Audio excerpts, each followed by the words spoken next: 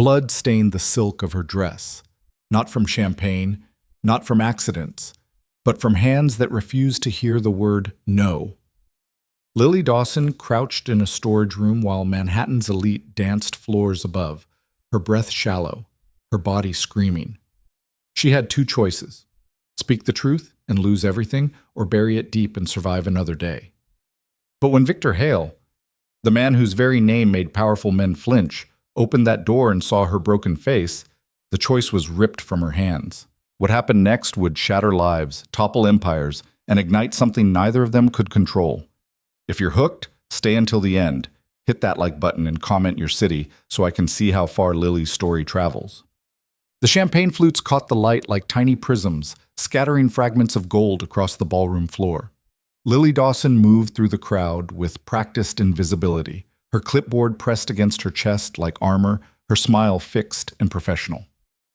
The Metropolitan Art Gala was the event of the season. Senators, CEOs, old money dripping from crystal chandeliers and newer money trying desperately to blend in. She'd coordinated every detail for months. The orchid centerpieces flown in from Ecuador, the string quartet that cost more than her yearly salary, the precise choreography of waitstaff moving like shadows through designer gowns and tailored tuxedos. Nobody looked at her. Not really. She was part of the machinery, the background, the help. Exactly how she needed it to be. Lily. Her boss, Margaret Chen, appeared at her elbow, immaculate in black Armani, her silver hair swept into an elegant chignon. The Vanderbilt party needs their private room refreshed. Quickly. On it. Lily was already moving, heels clicking against marble as she navigated toward the East Wing. The Vanderbilt 5YP suite. She'd prepared it herself earlier, but wealthy guests had specific ideas about what comfortable meant. Probably wanted the champagne colder, the lighting softer, the world precisely arranged to their liking.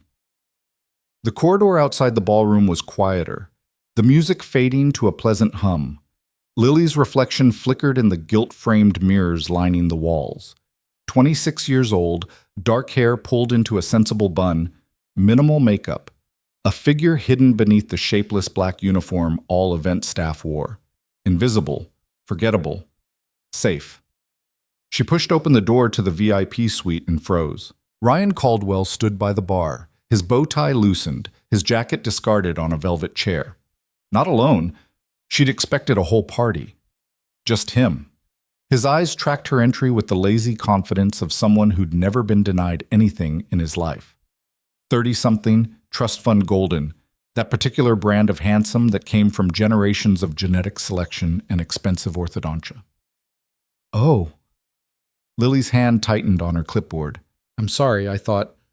Margaret said the room needed refreshing. I can come back. No need. His smile didn't reach his eyes. I asked her to send someone. Specifically requested you, actually. Warning bells. Distant but clear. Lily had been in this industry long enough to recognize the tone, the look, the deliberate blocking of the exit. She kept her expression neutral, professional.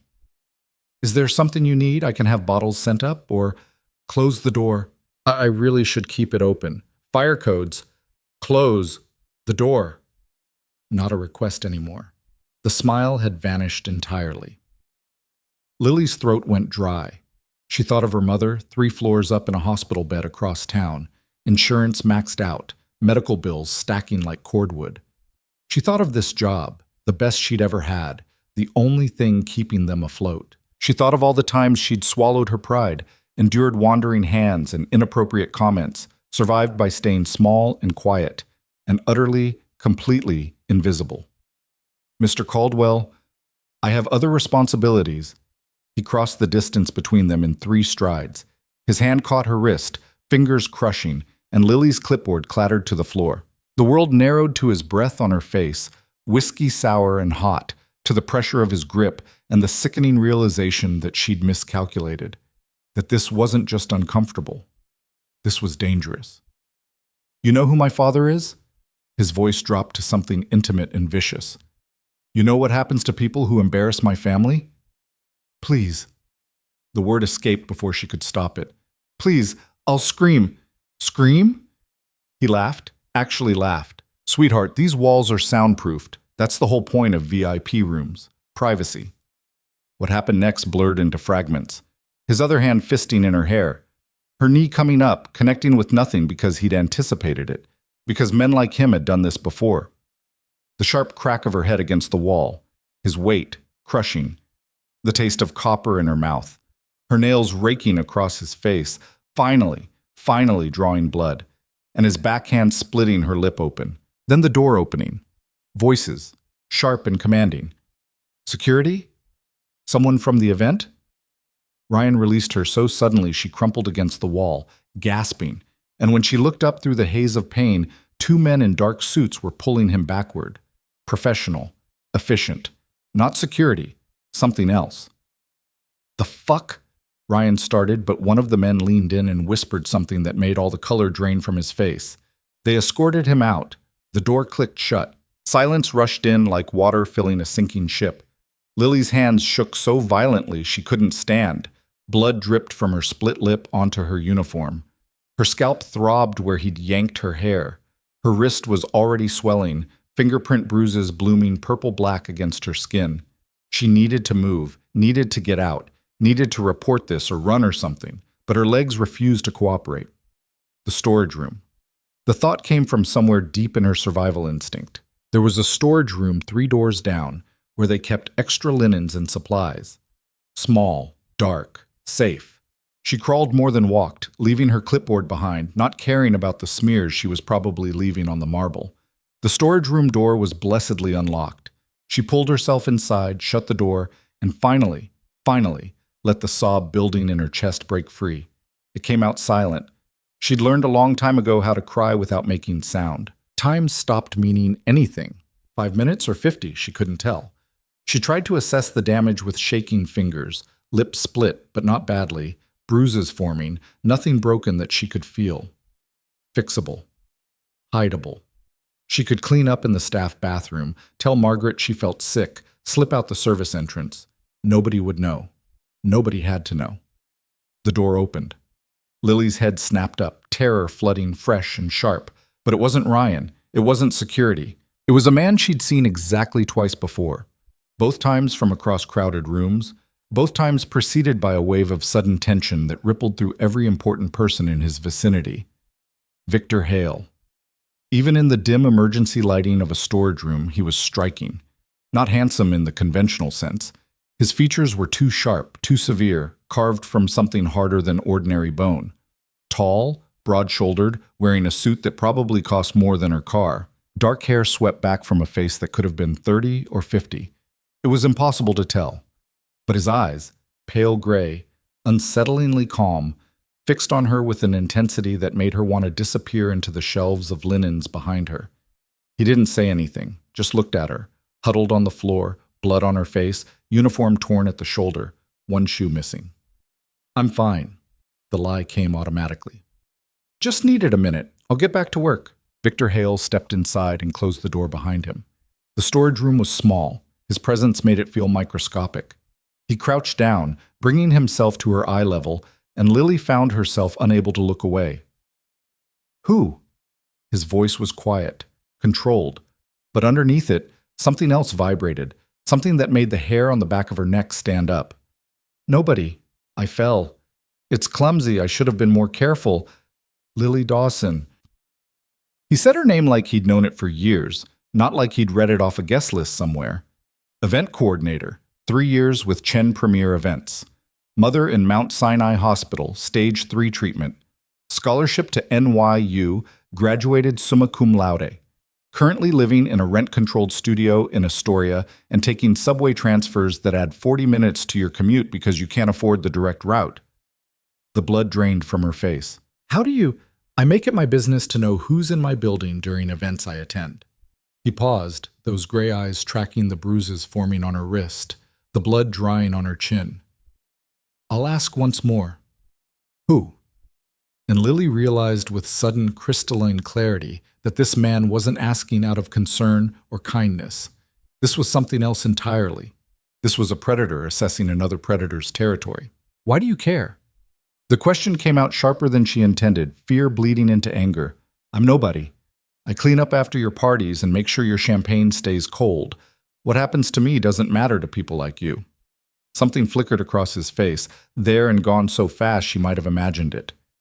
"You're correct that it shouldn't matter." He reached into his jacket and pulled out a silk pocket square, pristine white, handed it to her. "But it does." His name. Her fingers closed around the fabric automatically. It was softer than anything she'd ever touched. "If I tell you, I lose my job. Margaret will fire me for causing a scene, and even if she doesn't, his family will make sure I never work in this city again. My mother needs her treatment. I can't risk it." "You think you're risking something by telling me." Victor's head tilted slightly, studying her. "You're risking considerably more by protecting him. Men like whoever did this, they don't stop. They escalate. Men like him have fathers who own buildings and judges and newspaper editors." Lily pressed the pocket square to her bleeding lip, tasting salt and expensive cologne. "Men like him don't face consequences. Men like him win." "They do," Victor agreed. "Usually." The way he said it made her pause. There was something in his tone, not comfort, not reassurance, but certainty. Mathematical. Final. Ryan Caldwell. The name escaped before she could stop it, before she could think about the implications or the fallout or anything except the sudden, overwhelming exhaustion of carrying the secret alone. "The Caldwell Group's heir. He asked Margaret to send me to his VIP room. He locked the door. I tried to leave and he—" Her voice cracked. "He said the rooms were soundproofed, that nobody would hear me scream." Victor's expression didn't change. That was somehow more terrifying than if he'd reacted with anger or disgust. His face remained perfectly, utterly calm. But his eyes, something shifted there, something cold and patient and absolutely inevitable, like winter settling over a landscape. "I see." He stood in one fluid motion, then extended a hand to her. "Can you walk?" "Yes, but I need to get back."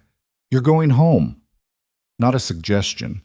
"My driver will take you. Your supervisor will be informed you became ill. Your salary will continue without interruption." "I can't accept." "You can. You will." He was still holding out his hand, waiting. "The alternative is you attempt to finish this event with a concussion and visible injuries, which will raise questions you've already indicated you can't afford to answer. Let me simplify your evening, Ms. Dawson." She stared at his outstretched hand. Steady, certain, offering something she didn't understand but desperately needed. A way out of this room, this night, this moment where everything had shattered. Lily placed her hand in his and let him pull her to her feet. Her head swam. Victor's grip shifted immediately, his other hand coming to her elbow, steadying her. This close, she could smell his cologne, cedar and something darker, more complex. Could see the fine lines at the corners of his eyes, the silver threading through his dark hair at the temples. "Easy." His voice had gentled, just slightly. "When did you last eat?" "This morning. Coffee." She laughed, a brittle sound. "Breakfast of champions." Disapproval, subtle but clear. He guided her toward the door, moving at her pace. "My driver's name is James. He'll ensure you reach home safely. I'll have food sent to your apartment within the hour." You don't have to." "I'm aware I don't have to do anything, Ms. Dawson." They'd reached the corridor. Lily expected him to release her, to hand her off to some assistant, but he kept his hand at her elbow, steering her away from the ballroom's noise and lights. Toward a service elevator she'd used dozens of times, but never imagined she'd share with someone like Victor Hale. "I'm choosing to. There's a difference." The elevator doors opened, empty. Victor guided her inside and pressed the button for the ground-level parking garage. As the doors slid shut, sealing them in, Lily caught their reflection in the polished brass. Her, disheveled and bloodied and small, him, immaculate and calm and radiating controlled power. "Why?" The question came out as a whisper. Victor didn't pretend to misunderstand. He was quiet for a long moment, watching the floor numbers descend. Then, "I have a sister. Had. Past tense." His jaw tightened almost imperceptibly. She was 23 when someone decided her worth was less than his temporary desires. The man who did it faced no consequences. His family was well connected, Powerful. The sort of people who make problems disappear. Lily's breath caught. I'm sorry. Don't be. The elevator chimed softly as they reached the parking level. She survived. Thrived even. Built a life away from our world. But I learned something important that year. The doors opened onto a concrete expanse filled with luxury vehicles. A black Mercedes waited near the elevator, engine running, a uniformed driver at attention. I learned that power without purpose is just noise, and I learned that some debts can only be paid in very specific currency. He walked her to the car. The driver, James, presumably, opened the rear door without a word, his expression professionally neutral even as his eyes took in her appearance. Home address? Victor asked. She gave it, her voice steadier now. The shock was wearing off, replaced by a strange numbness.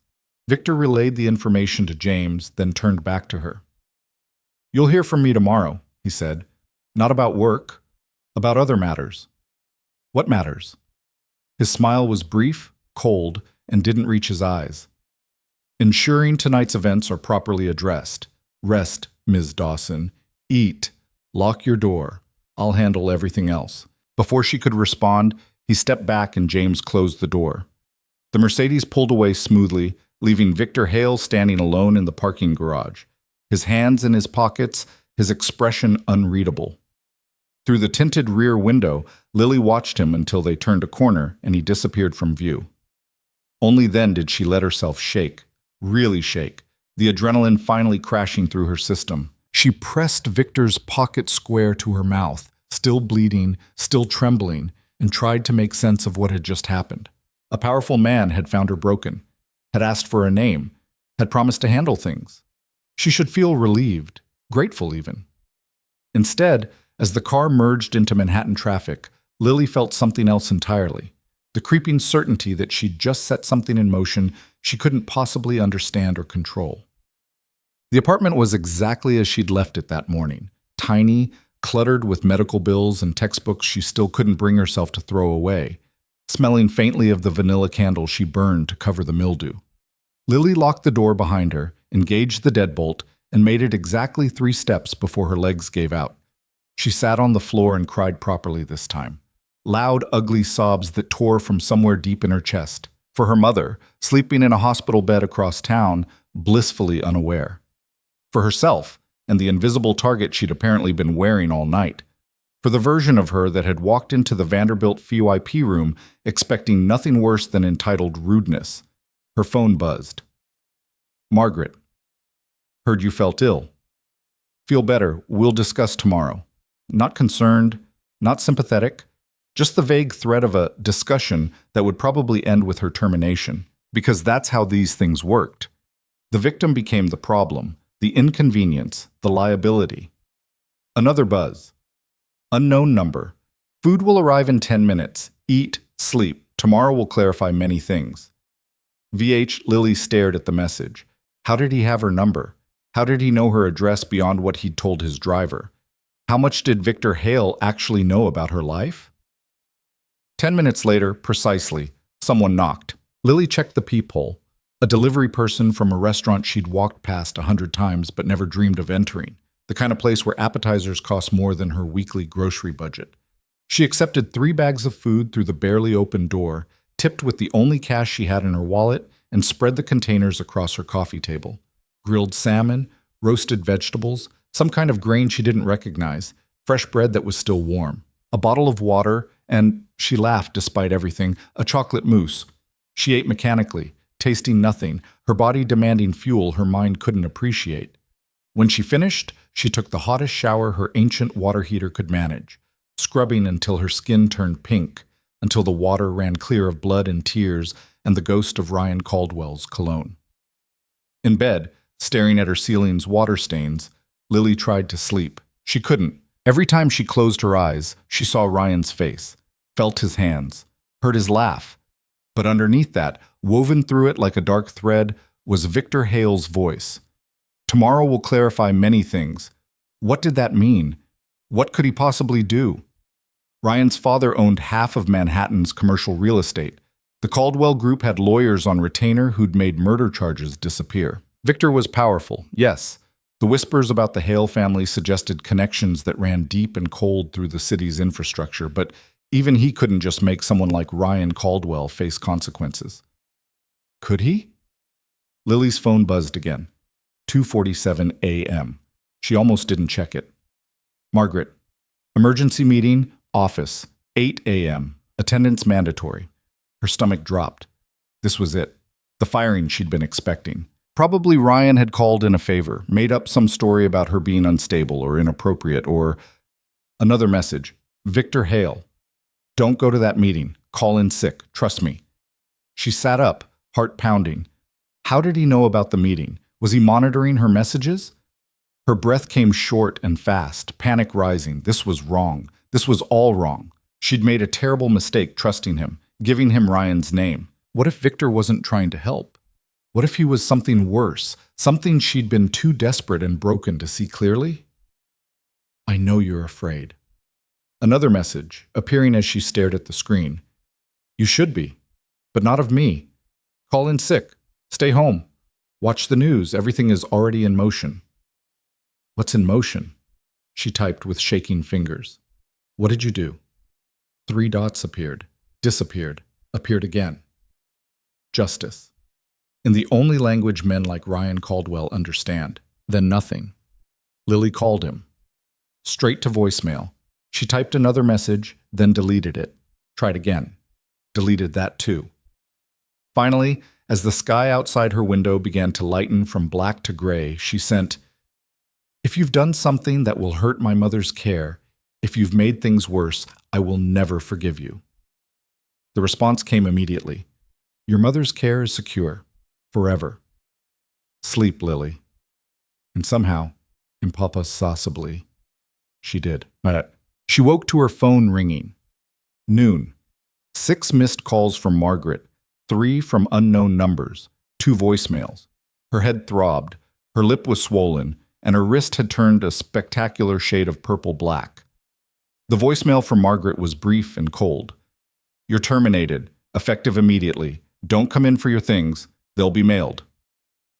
Lily sat in her bed, still wearing yesterday's underwear and an old NYU shirt, and waited for the panic to hit, for the terror of unemployment, of losing her mother's insurance, of everything she'd sacrificed and endured collapsing in a single morning. It didn't come. Instead, she felt nothing, a strange, hollow calm. She checked the news on her phone, local stations first, then national. Nothing. Then a breaking news alert, multiple missing persons reports filed in Manhattan, police investigating disappearances of 5 men. Her hands went numb. She clicked the link. Read with growing disbelief. 5 men, all from prominent families, all last seen at or leaving the Metropolitan Art Gala last night, including, her breath stopped, Ryan Caldwell. No signs of struggle, no ransom demands, just gone. Security footage from the building showed them leaving, getting into separate cars, driving away, and then nothing.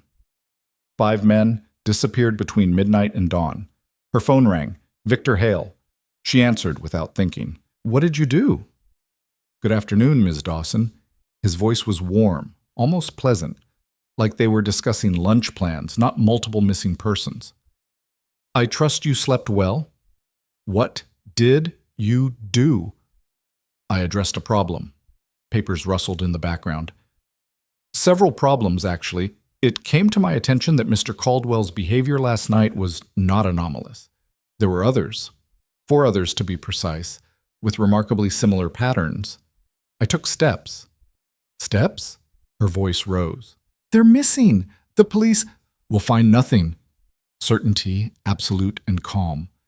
Because there's nothing to find. No bodies, no crime scenes, no evidence of foul play, just 5 men who decided simultaneously that they had pressing business elsewhere. Lily's mouth went dry. You're lying. You have to be lying. You can't just make 5 people disappear without... I can. A pause. I did. And before you spiral further into panic, let me be very clear. Those men are alive. Uncomfortable, perhaps. Their circumstances significantly reduced from what they're accustomed to, but alive. Where? That's not your concern. His tone gentled slightly.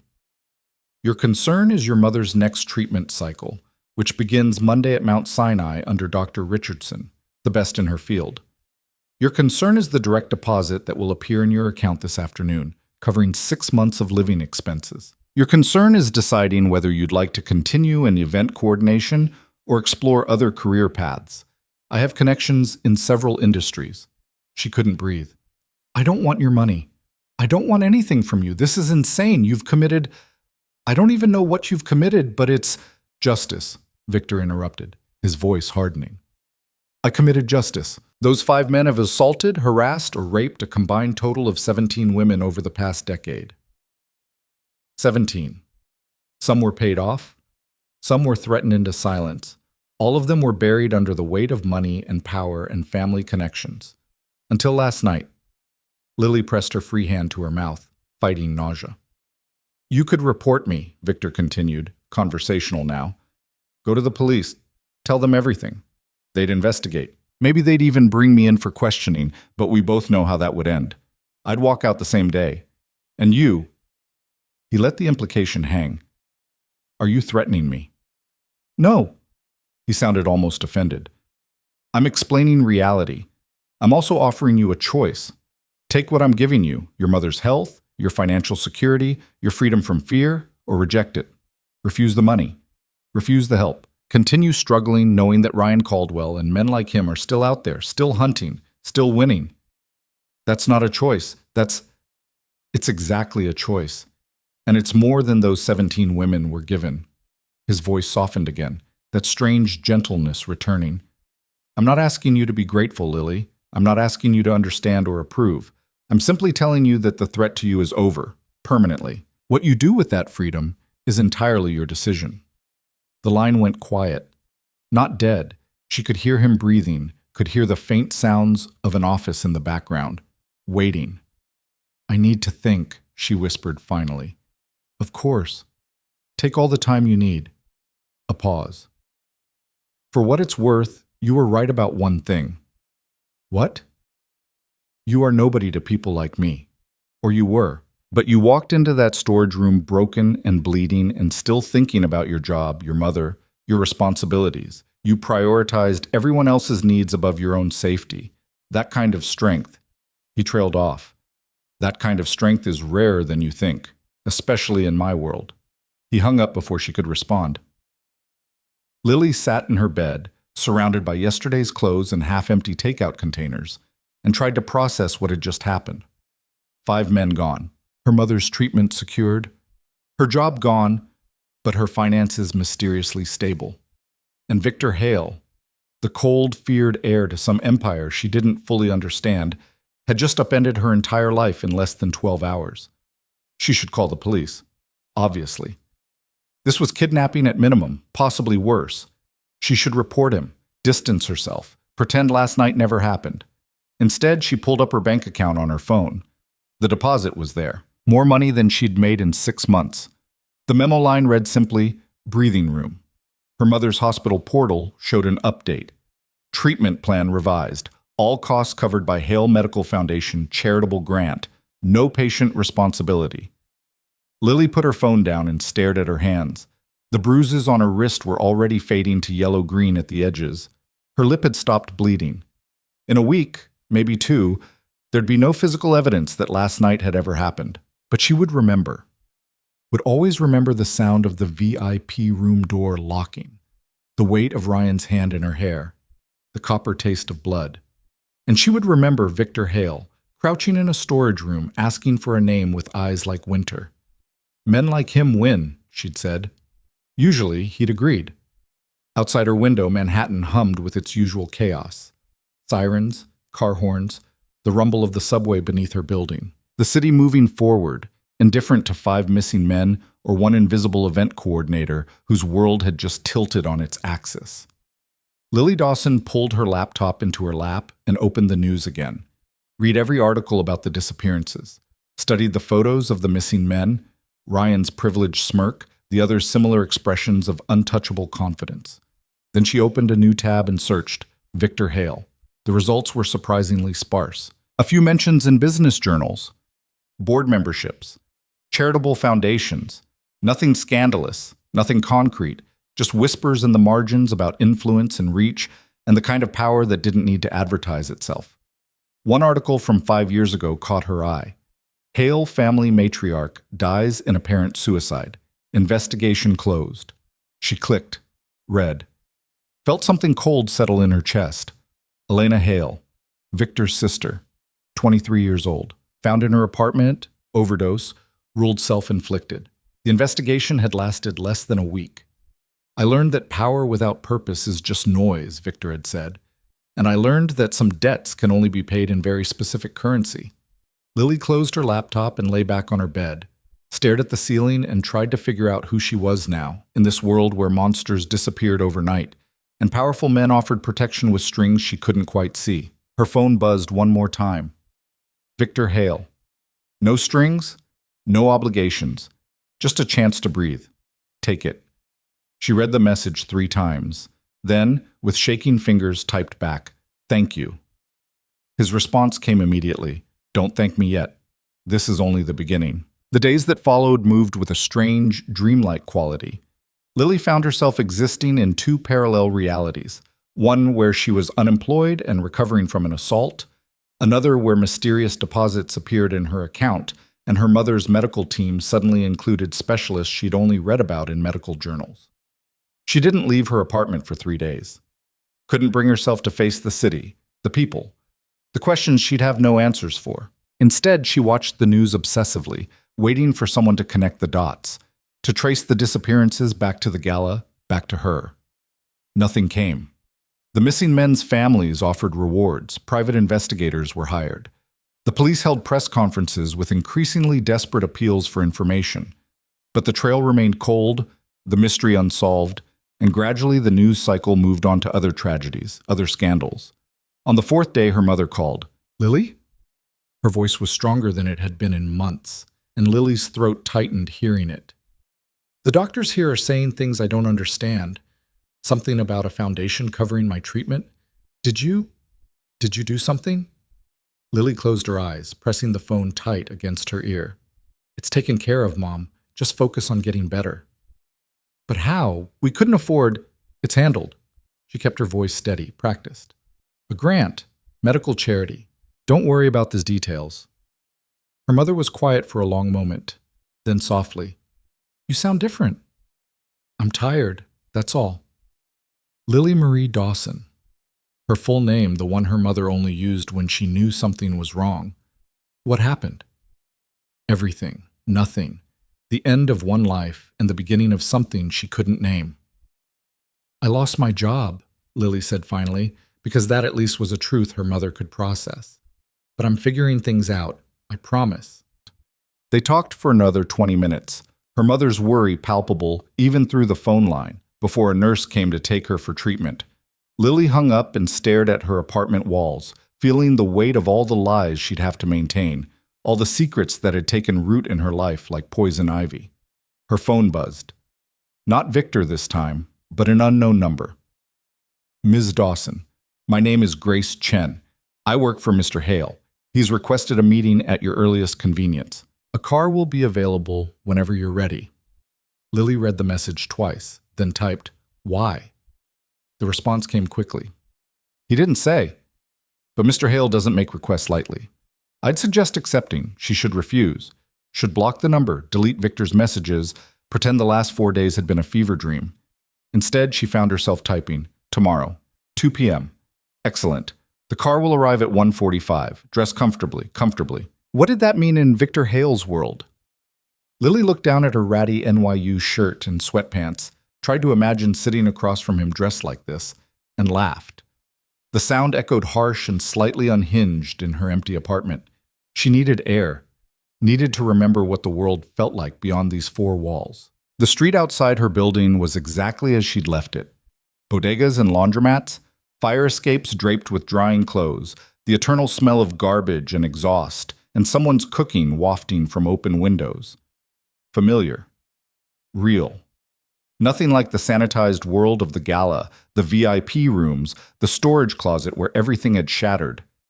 Lily walked without direction, letting her feet choose the path. past the corner store where she bought her coffee, past the park where homeless men slept on benches, past the subway entrance that led to her old commute. Every step felt like reclaiming territory, proving to herself that she was still here, still whole, still capable of existing in daylight. She ended up at the public library, that beautiful old building with its stone lions and endless quiet. Inside, she found a computer terminal in the back corner and pulled up everything she could find about the Hale family. The information was frustratingly vague. Old money, but not old enough to have robber baron origins. The family fortune seemed to have materialized in the 1970s, grown exponentially through investments in infrastructure, real estate, and what the articles vaguely termed private security services. Victor's father, Marcus Hale, had died 10 years ago. Heart attack, sudden, no suspicion of foul play. His mother had passed when Victor was young, no siblings mentioned, except Lily clicked deeper, following a thread through archived newspaper articles. Elena Hale, born 1998, died 2021. Victor's half-sister from his father's second marriage. The articles about her death were brief, clinical, no scandal, no investigation. Just a young woman who'd taken too many pills in her expensive apartment and a family that had buried her quietly. But there was one article from a smaller publication that mentioned something the major outlets hadn't. Elena had filed a police report 3 months before her death. Sexual assault. The case had been dropped due to insufficient evidence. The accused was never named. Lily sat back in the hard plastic chair, her heart hammering. Victor had mentioned his sister, past tense, had said she'd survived and built a life away from their world. But that wasn't true, was it? Elena hadn't survived. She died, probably by her own hand, probably because the system had failed her just like it failed everyone who didn't have the right last name or the right connections. And Victor had learned something from that. Had changed. Had become whatever he was now, someone who made 5 men disappear overnight without leaving a trace. She cleared her browser history and left the library feeling like she'd swallowed glass. That night, she dreamed of Ryan Caldwell's hands and woke up, gasping, her sheets soaked with sweat. 3 a.m.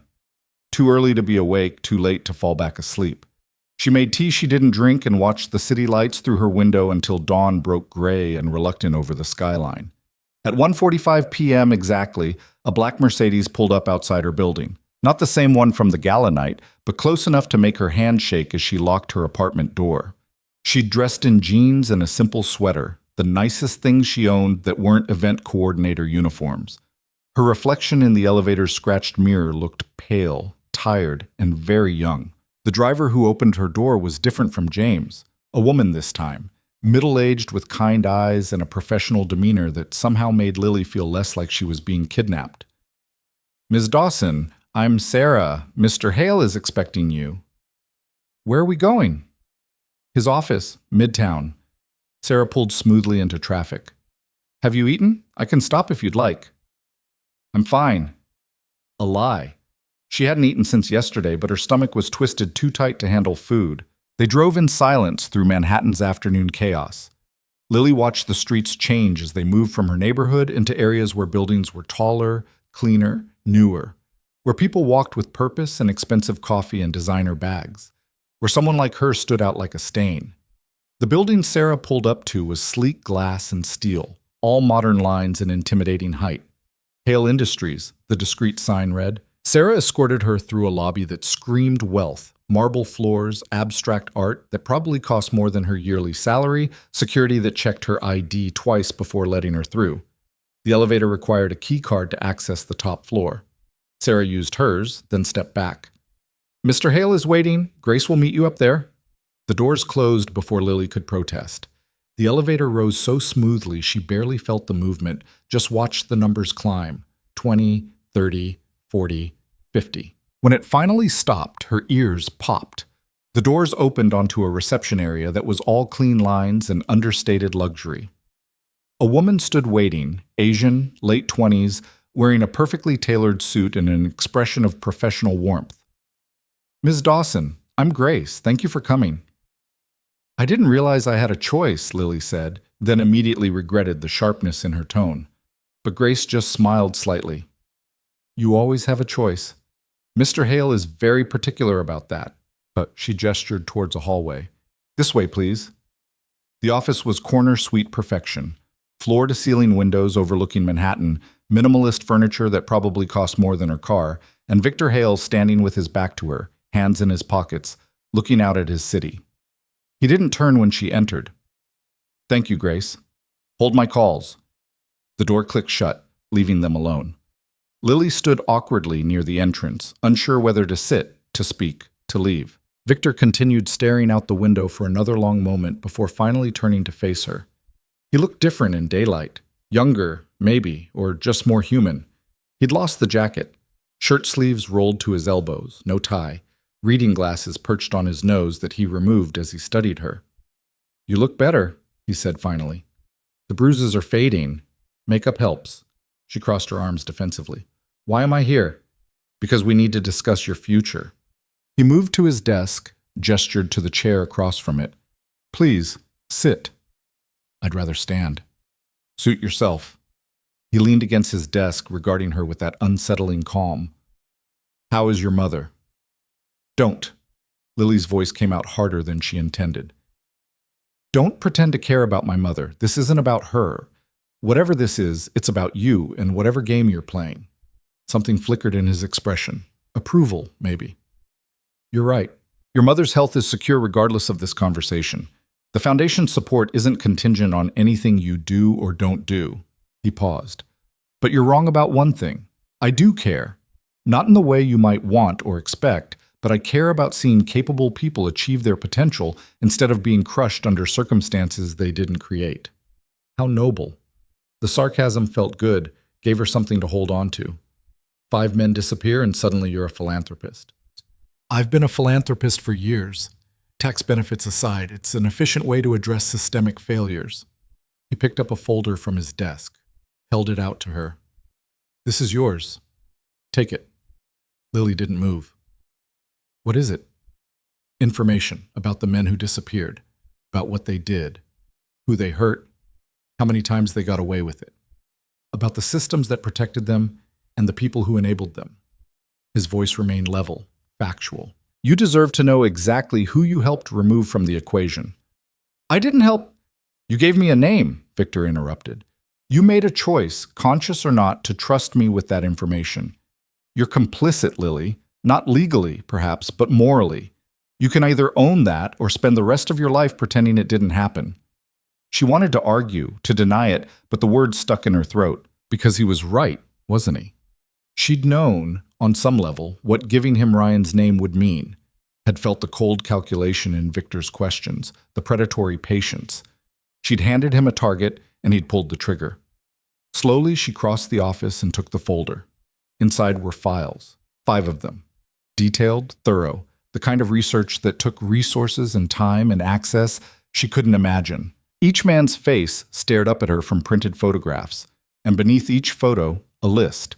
Names, dates, accusations, settlements, NDAs, a pattern of violence spanning years, protected by money and power and families who valued reputation over justice. 17 women, Victor had said. The files documented 19. Lily's hands shook as she read. A waitress in Brooklyn, a paralegal in White Plains, a college student, a cleaning woman, a journalist, on, story after story of women who'd trusted the wrong man, accepted the wrong drink, taken the wrong job. Women who'd reported and been ignored, who'd settled because fighting was too expensive, who'd disappeared into silence because the alternative was destruction. She reached Ryan's file last. His list was shorter, only 4 women, but no less damning. The most recent entry was dated 3 weeks before the gala. A hostess at a restaurant his family owned, 20 years old. She'd quit the next day. No report filed. "Where are they?" Lily asked, her voice barely a whisper. "The men. Where did you send them?" Victor was quiet for a long moment, then, "Somewhere they can't hurt anyone else. Somewhere they have to work for their survival instead of having it handed to them. Somewhere their names and their money mean nothing." He moved to the window again. "They're alive, as I promised, but the lives they're living now? Let's just say it's a significant adjustment. That's not justice. That's revenge. Is it?" He glanced at her over his shoulder. "What would justice look like to you, Lily? A trial they'd buy their way out of? A settlement that would silence their victims one more time? A slap on the wrist and a promise to do better that they'd break the moment no one was watching? The system the system is designed to protect men like them. You know this. You lived it. His voice hardened slightly. I gave those 19 women something the system never would: certainty. Their attackers are gone, forever. They can sleep without wondering if he'll show up at their work, their home, their favorite coffee shop. They can rebuild without looking over their shoulder. That's more justice than any courtroom would have provided. Lily sank into the chair she'd refused earlier, the folder heavy in her lap. You sound like you've justified this to yourself pretty thoroughly. I have, multiple times over multiple years. He turned fully to face her now. I'm not a hero, Ms. Dawson. I don't harbor illusions about moral superiority. I'm simply someone with resources and a willingness to use them in ways others won't, or can't. Why me? The question burst out before she could stop it. Why did you help me? You said yourself I'm nobody to people like you. You were nobody, he corrected gently. Past tense. But then you did something remarkable. You survived an assault, prioritized your responsibilities over your trauma, and still managed to tell me the truth when I asked. That takes strength most people don't have, especially in your circumstances. My circumstances? You mean being poor? I mean being trapped between impossible choices. Continue working in an industry that had just proven it wouldn't protect you, or lose the income supporting your mother's medical care. Most people would have frozen, lied, protected themselves at any cost. He paused. You protected yourself by telling the truth. That's unusual. It's also exactly the kind of quality I look for. Lily's head snapped up. Look for? For what? For people I can trust. People who understand that sometimes the right thing and the legal thing aren't the same. He returned to his desk, pulled out another folder, thinner than the first. I have a proposition for you. I don't want... Hear me out, then decide. He slid the folder across the desk. I need someone to help run a new foundation I'm establishing, the Hail Justice Initiative. Its purpose is to provide support, financial, legal, protective, to survivors of sexual violence whose cases have been dismissed, buried, or settled into silence. Someone who understands what those women need. Someone they'll trust. Lily stared at him. You're offering me a job. I'm offering you a purpose. The job comes with it. He leaned back in his chair. Salary is substantial, benefits are comprehensive. Your mother's medical care remains covered regardless, but this would give you financial independence beyond that.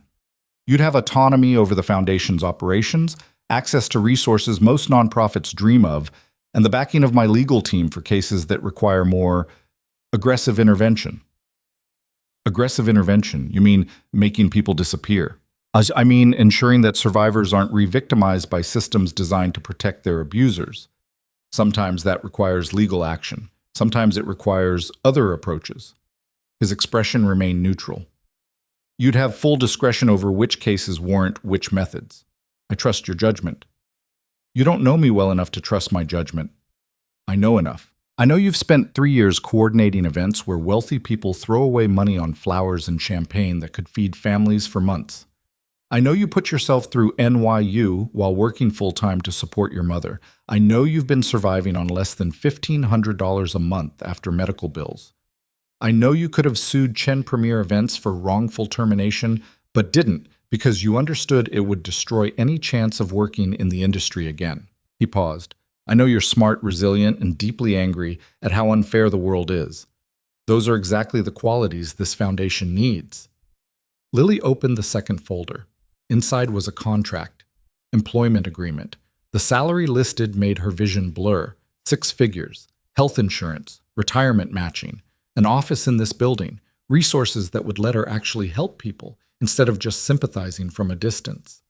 This is insane, she whispered. It's an opportunity, one you're free to refuse. And if I refuse? Then you walk out of here with no obligations. Your mother's care continues.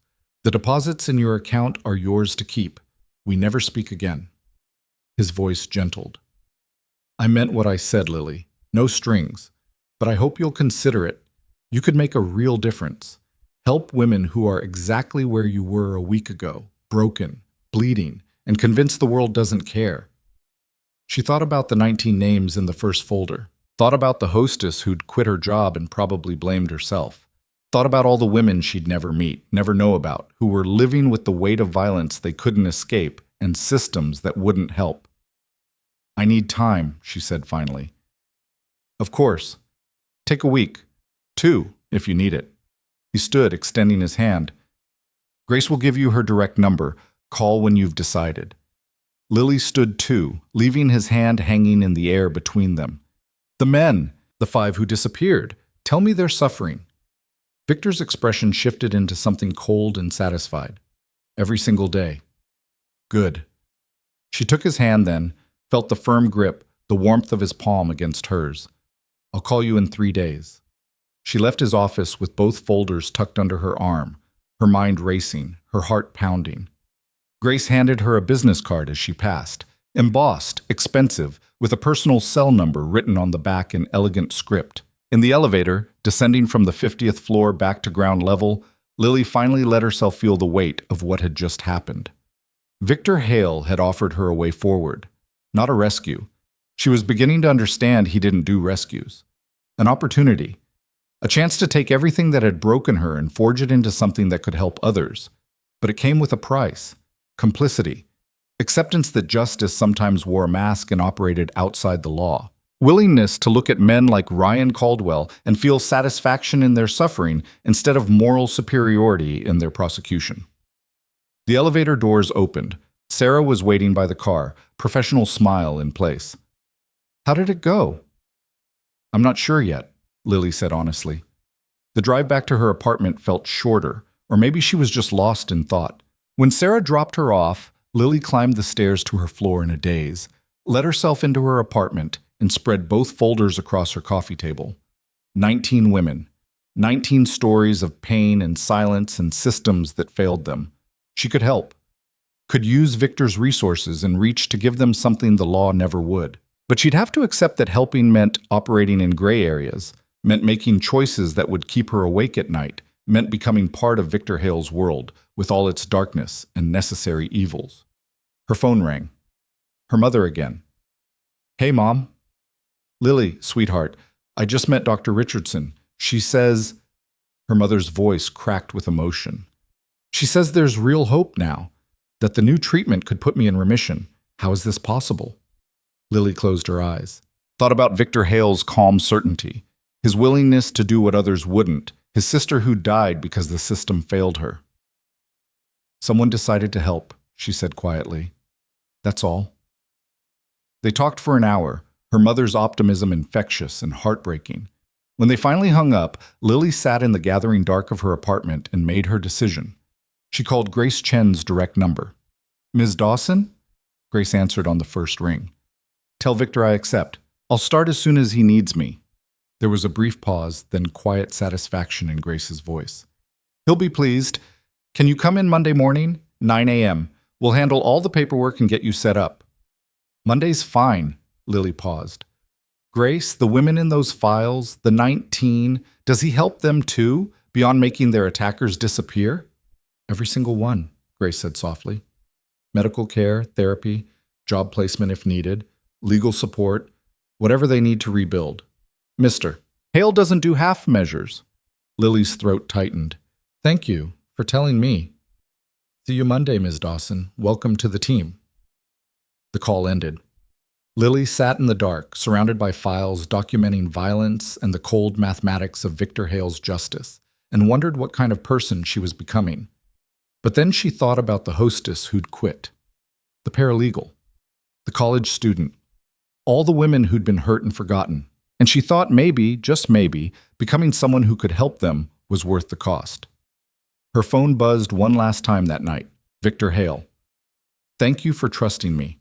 You won't regret it." She typed back, "I already do, but I'll do it anyway." His response was immediate. "That's why I chose you." Lily set her phone down, pulled her laptop into her lap, and began reading through the folders properly.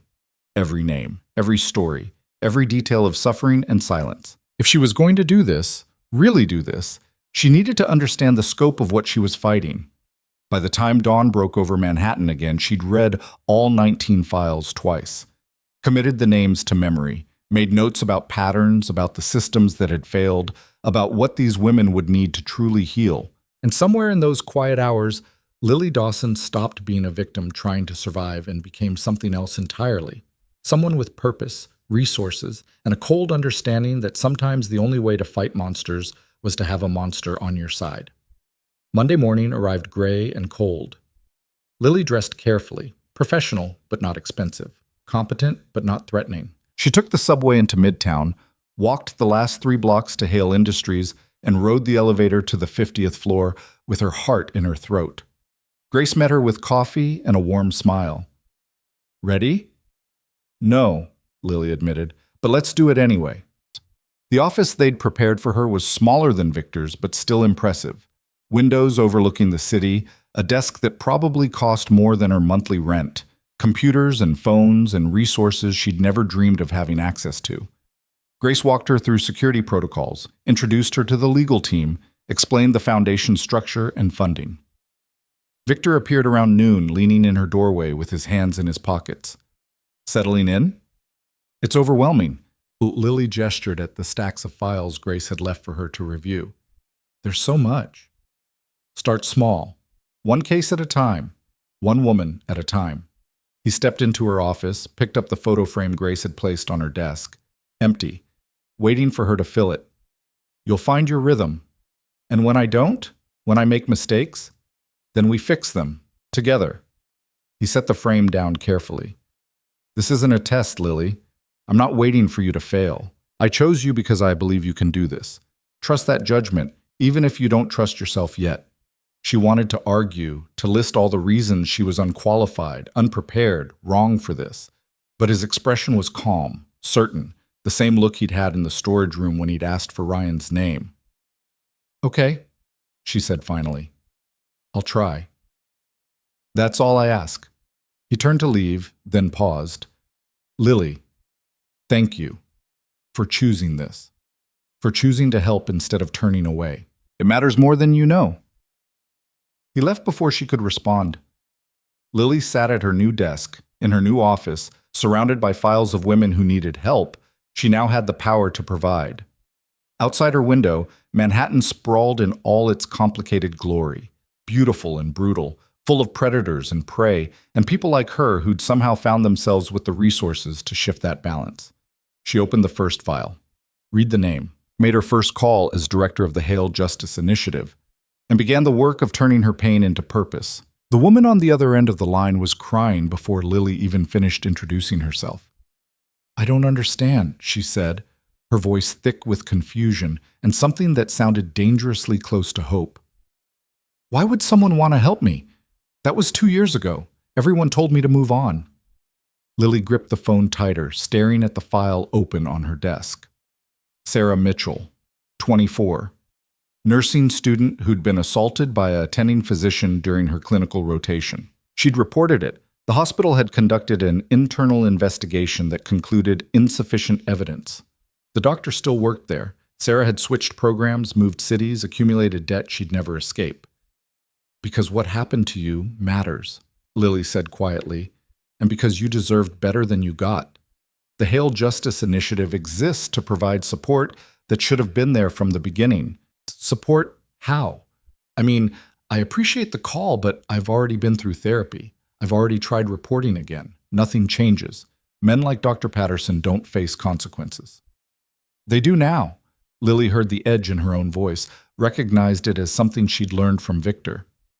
"Dr. Patterson no longer practices medicine. His license was revoked last week, pending criminal investigation."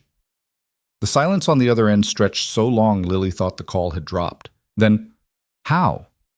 "We have resources, connections. Evidence that was overlooked before gets a second look with the right pressure applied."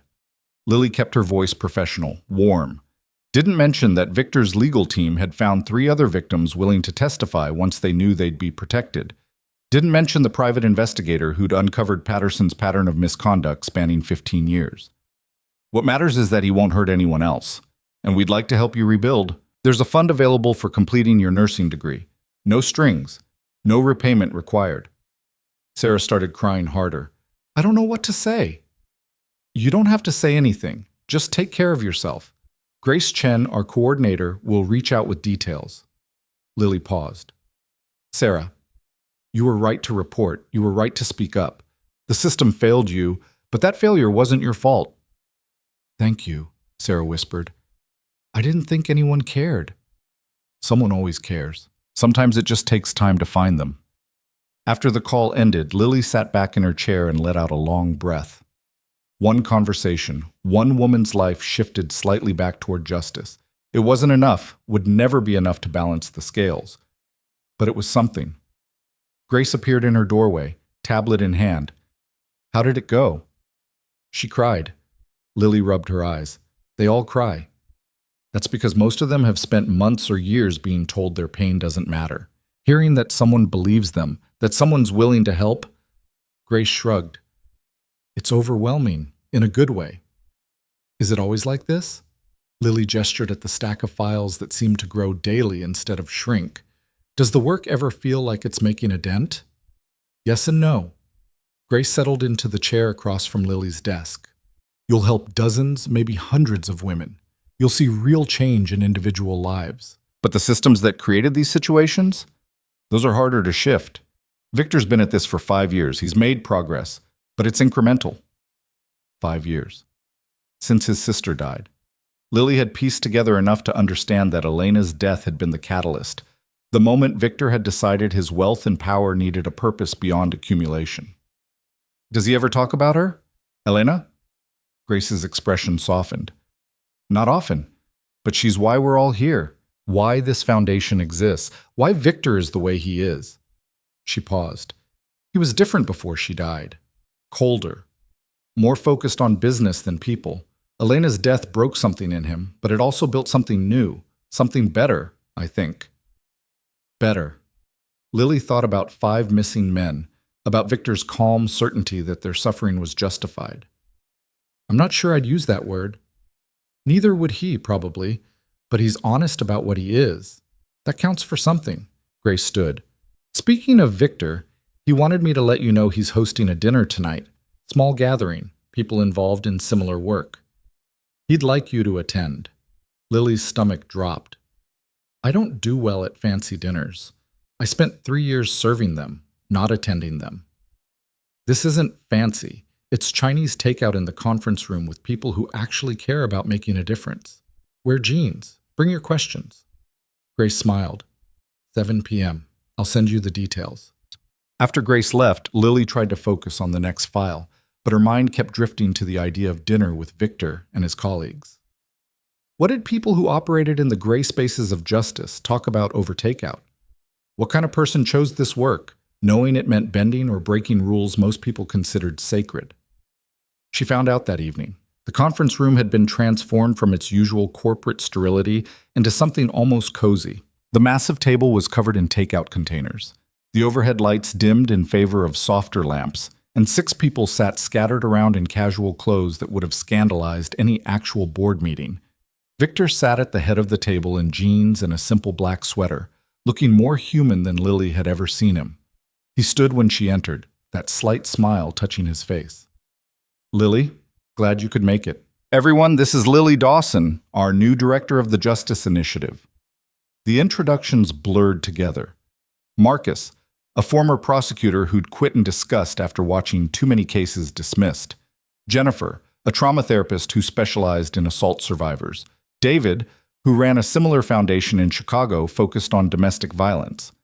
Aisha, a private investigator with a background in military intelligence. And Grace, who Lily was starting to realize was far more than just Victor's assistant. Help yourself, Victor said, gesturing at the food.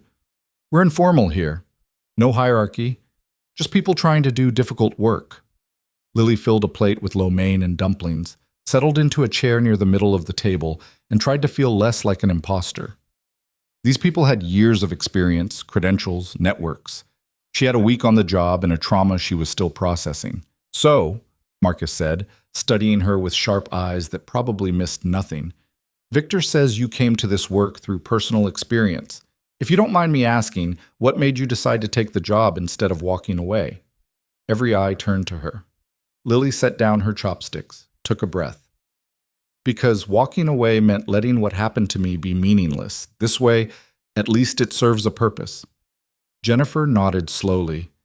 That's why most of us are here, trauma conversion, turning pain into action. Sounds noble when you put it that way, Lily said. Feels messier from the inside. It is messy. Isha's voice carried a hint of accent.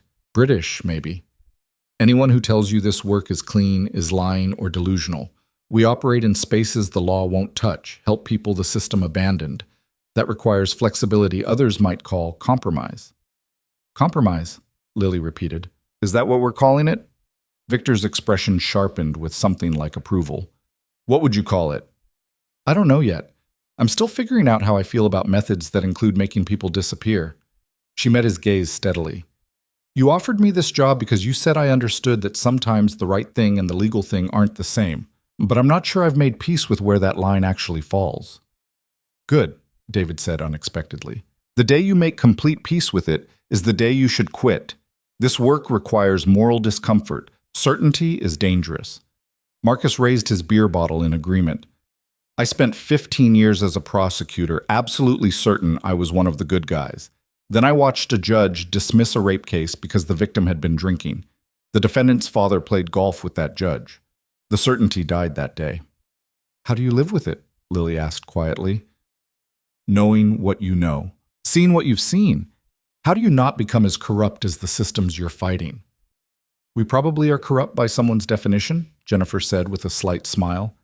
But I'd rather be corrupt and effective than pure and useless. The women I help don't care if I'm morally perfect. They care if I can get them safe. The conversation flowed around her after that. These people who'd chosen difficult paths sharing war stories and small victories. Marcus talked about a case where they'd helped convict a serial predator using evidence the police had ignored.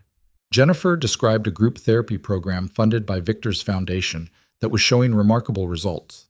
David and Aisha debated the ethics of using questionable surveillance methods to protect domestic violence victims from abusers who'd violated restraining orders. Through it all, Victor mostly listened, interjecting occasionally with quiet questions or observations that steered the conversation deeper. Lily found herself watching him, trying to reconcile the cold efficiency of the man who'd made 5 people disappear with this version who clearly cared deeply about his team's well-being and the work they were doing. Around 9, people started making their excuses. Early meetings, long commutes, families waiting at home. Soon it was just Lily, Victor, and Grace cleaning up the remnants of dinner. You were quiet toward the end, Victor observed, consolidating leftover rice into one container. Overwhelmed? Processing. Lily tied off a garbage bag. These people are impressive. I'm not sure I belong in the same room. They all felt that way at first. Grace collected the empty beer bottles. Give it time. You'll find your footing. Grace is being diplomatic, Victor said. What she means is you'll either adapt or burn out. This work isn't for everyone. Thanks for the vote of confidence, Lily said dryly. I'm being realistic. Not everyone can handle the cognitive dissonance of helping people through methods society condemns. It requires a specific kind of strength. He paused in his cleaning, looking at her directly. I think you have it, but only you can decide if you want to use it. Grace excused herself, citing an early morning meeting, leaving Lily and Victor alone in the conference room. The silence felt different than before, more comfortable somehow, like they'd crossed some invisible threshold during the evening. Can I ask you something? Lily said finally. Always. The 5 men, the ones who disappeared, where are they really? And please don't give me the vague answer about them being alive and uncomfortable. I need to know what I'm part of. Victor was quiet for a long moment, weighing something in his mind. Then he moved to the window, looking out at the city lights. There's a private security company I partially own. They operate in regions most people couldn't locate on a map. Hostile environments, dangerous work, the kind of jobs that require bodies but don't ask too many questions about background or credentials. Lily's stomach tightened.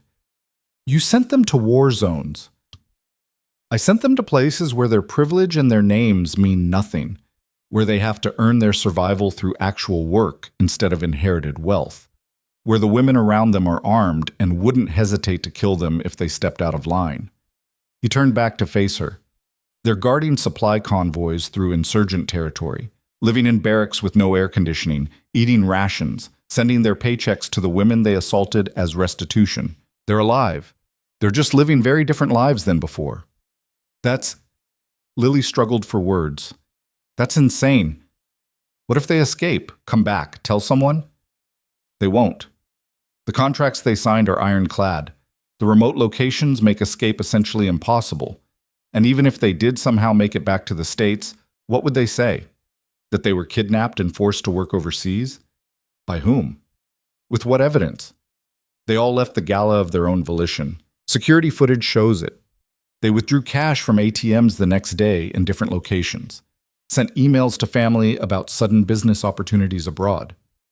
His expression was calm, almost bored. I'm very thorough, Lily. When I commit to something, I consider every angle. She should be horrified. Should be calling the police, reporting this, getting as far from Victor Hale as possible. Instead, she found herself thinking about Sarah Mitchell, about the nursing student who'd had to abandon her career because a doctor faced no consequences, about the hostess who'd quit, about 19 women whose attackers had walked free until Victor decided otherwise. Show me, she said suddenly. Victor's eyebrows rose slightly. Show you what? Proof that they're alive, that they're where you say they are. If I'm going to be complicit in this, I need to see it. Her voice steadied. I need to know the monsters are really in cages and not just buried somewhere convenient. Something shifted in Victor's expression. Respect, maybe, or recognition. He pulled out his phone, tapped through several screens, then handed it to her. These are updated weekly. Biometric confirmation that they're alive and where they're supposed to be. The screen showed a dashboard of names, locations, and status reports. Ryan Caldwell, active duty, supply convoy escort, location classified. The others were similar. Photos accompanied each entry, recent enough that Lily could see the changes. The pampered softness gone from their faces, replaced by sunburn and exhaustion and something that looked like fear. They're scared, she said softly. They should be. The work is dangerous. People die doing it. But they're being paid, fed, and given the chance to earn their way back to civilization. More mercy than they showed their victims. Lily handed the phone back. How long do they stay there? Minimum 5 years. After that, if they've completed their contracts without incident, they can return. They'll have nothing. No family money, no connections, no reputation. Just the skills they learned and the choice to rebuild as different men or disappear into obscurity. And if they don't complete the contract? Victor's smile was cold. Then they stay until they do, or until the work kills them. Occupational hazard. She should feel sick. Should feel complicit in something monstrous. Instead, Lily felt a dark satisfaction settling into her bones. Ryan Caldwell, who'd laughed when she'd tried to scream, was now living in fear every day, learning what helplessness felt like, earning his survival instead of assuming it as a birthright. I'm a terrible person for being okay with this, she said quietly. You're a realistic person who understands that sometimes traditional justice is just another word for letting wealthy predators win. Victor pocketed his phone. But if it helps, you can stop being okay with it any time. Nothing requires you to approve of my methods, just to do your job helping the survivors. That's the thing, though. Lily met his eyes. I don't think I can separate the two. Knowing that the men who hurt these women are facing real consequences makes it easier to help them rebuild. It gives them closure the courts never would. Then we're aligned in our moral compromise. Welcome to the gray. He moved toward the door, then paused. For what it's worth, I'm glad you asked. Most people prefer plausible deniability. The fact that you wanted to know, wanted to see proof, suggests you're taking this seriously. Of course I'm taking it seriously. I'm helping run a foundation that operates outside the law while working with a man who essentially enslaves criminals in foreign countries. She laughed, the sound slightly unhinged. How could I not take that seriously? Fair point. Victor's expression softened almost imperceptibly. Go home, Lily. Get some rest. Tomorrow we have 3 new cases coming in, and you'll need to be sharp. She gathered her things and headed for the elevator, her mind churning through everything she'd learned, everything she'd seen, everything she was becoming part of. The doors were closing when Victor's hand shot out, stopping them. One more thing, he said. Thank you. For staying. for pushing back when you disagree, for asking hard questions. This organization needs that. I need that. The vulnerability in his voice caught her off guard. You're welcome, she managed. He stepped back and let the doors close. Lily rode down to the lobby in silence, walked out into the Manhattan night, and took the long way home, needing the time to process. Her phone buzzed as she reached her subway stop. Her mother. Hey, sweetheart. I know it's late, but I just had to tell you, Dr. Richardson says the treatment is working better than expected. She's talking about remission timelines. Real ones. Lily, I might actually beat this. The tears came before Lily could stop them. That's amazing, Mom. That's so amazing. I don't know how you manage this, but thank you for fighting for me, for finding a way. Her mother's voice cracked. I know you've sacrificed so much. You're worth it, Lily said, and meant it with every fiber of her being. You're worth everything. They talked until Lily reached her apartment, her mother's hope infectious even through the phone. When they finally hung up, Lily sat on her bed and thought about sacrifice, about the choices that led her here, about Victor Hale's methods and Marcus's disillusionment and her own growing understanding that purity was a luxury she couldn't afford. Her phone buzzed again. Victor. Your mother's prognosis is excellent. Dr. Richardson is the best. She'll take good care of her. Lily typed back, I know, thank you, for everything. You've thanked me enough. Focus on the work. Focus on helping the women who need it. That's all the gratitude I require. She set her phone down and pulled up the files for tomorrow's cases. 3 new women. 3 new stories of violence and systemic failure. 3 more chances to make a difference, to prove that her compromise, her moral flexibility, her willingness to work with a man like Victor Hale was worth it. The first file made her pause. Rebecca Torres, 29, marketing executive who'd been assaulted by her company's CEO at a business dinner. She'd reported to HR. The company had settled quietly, made her sign an NDA, and the CEO remained in his position. Rebecca had taken the settlement because she had student loans and a mortgage and couldn't afford to fight. The NDA prevented her from speaking publicly. The CEO had assaulted another employee 6 months later. Lily read through the details twice, feeling rage build in her chest. This was exactly the kind of case the Justice Initiative existed for. Rebecca deserved more than hush money and a gag order. She deserved justice. She opened her laptop and started drafting an approach. Legal angles, support services, protection strategies. If the CEO wouldn't face consequences through normal channels, then Victor's resources would ensure he faced them another way. She was just starting to outline next steps when her phone rang. Victor again.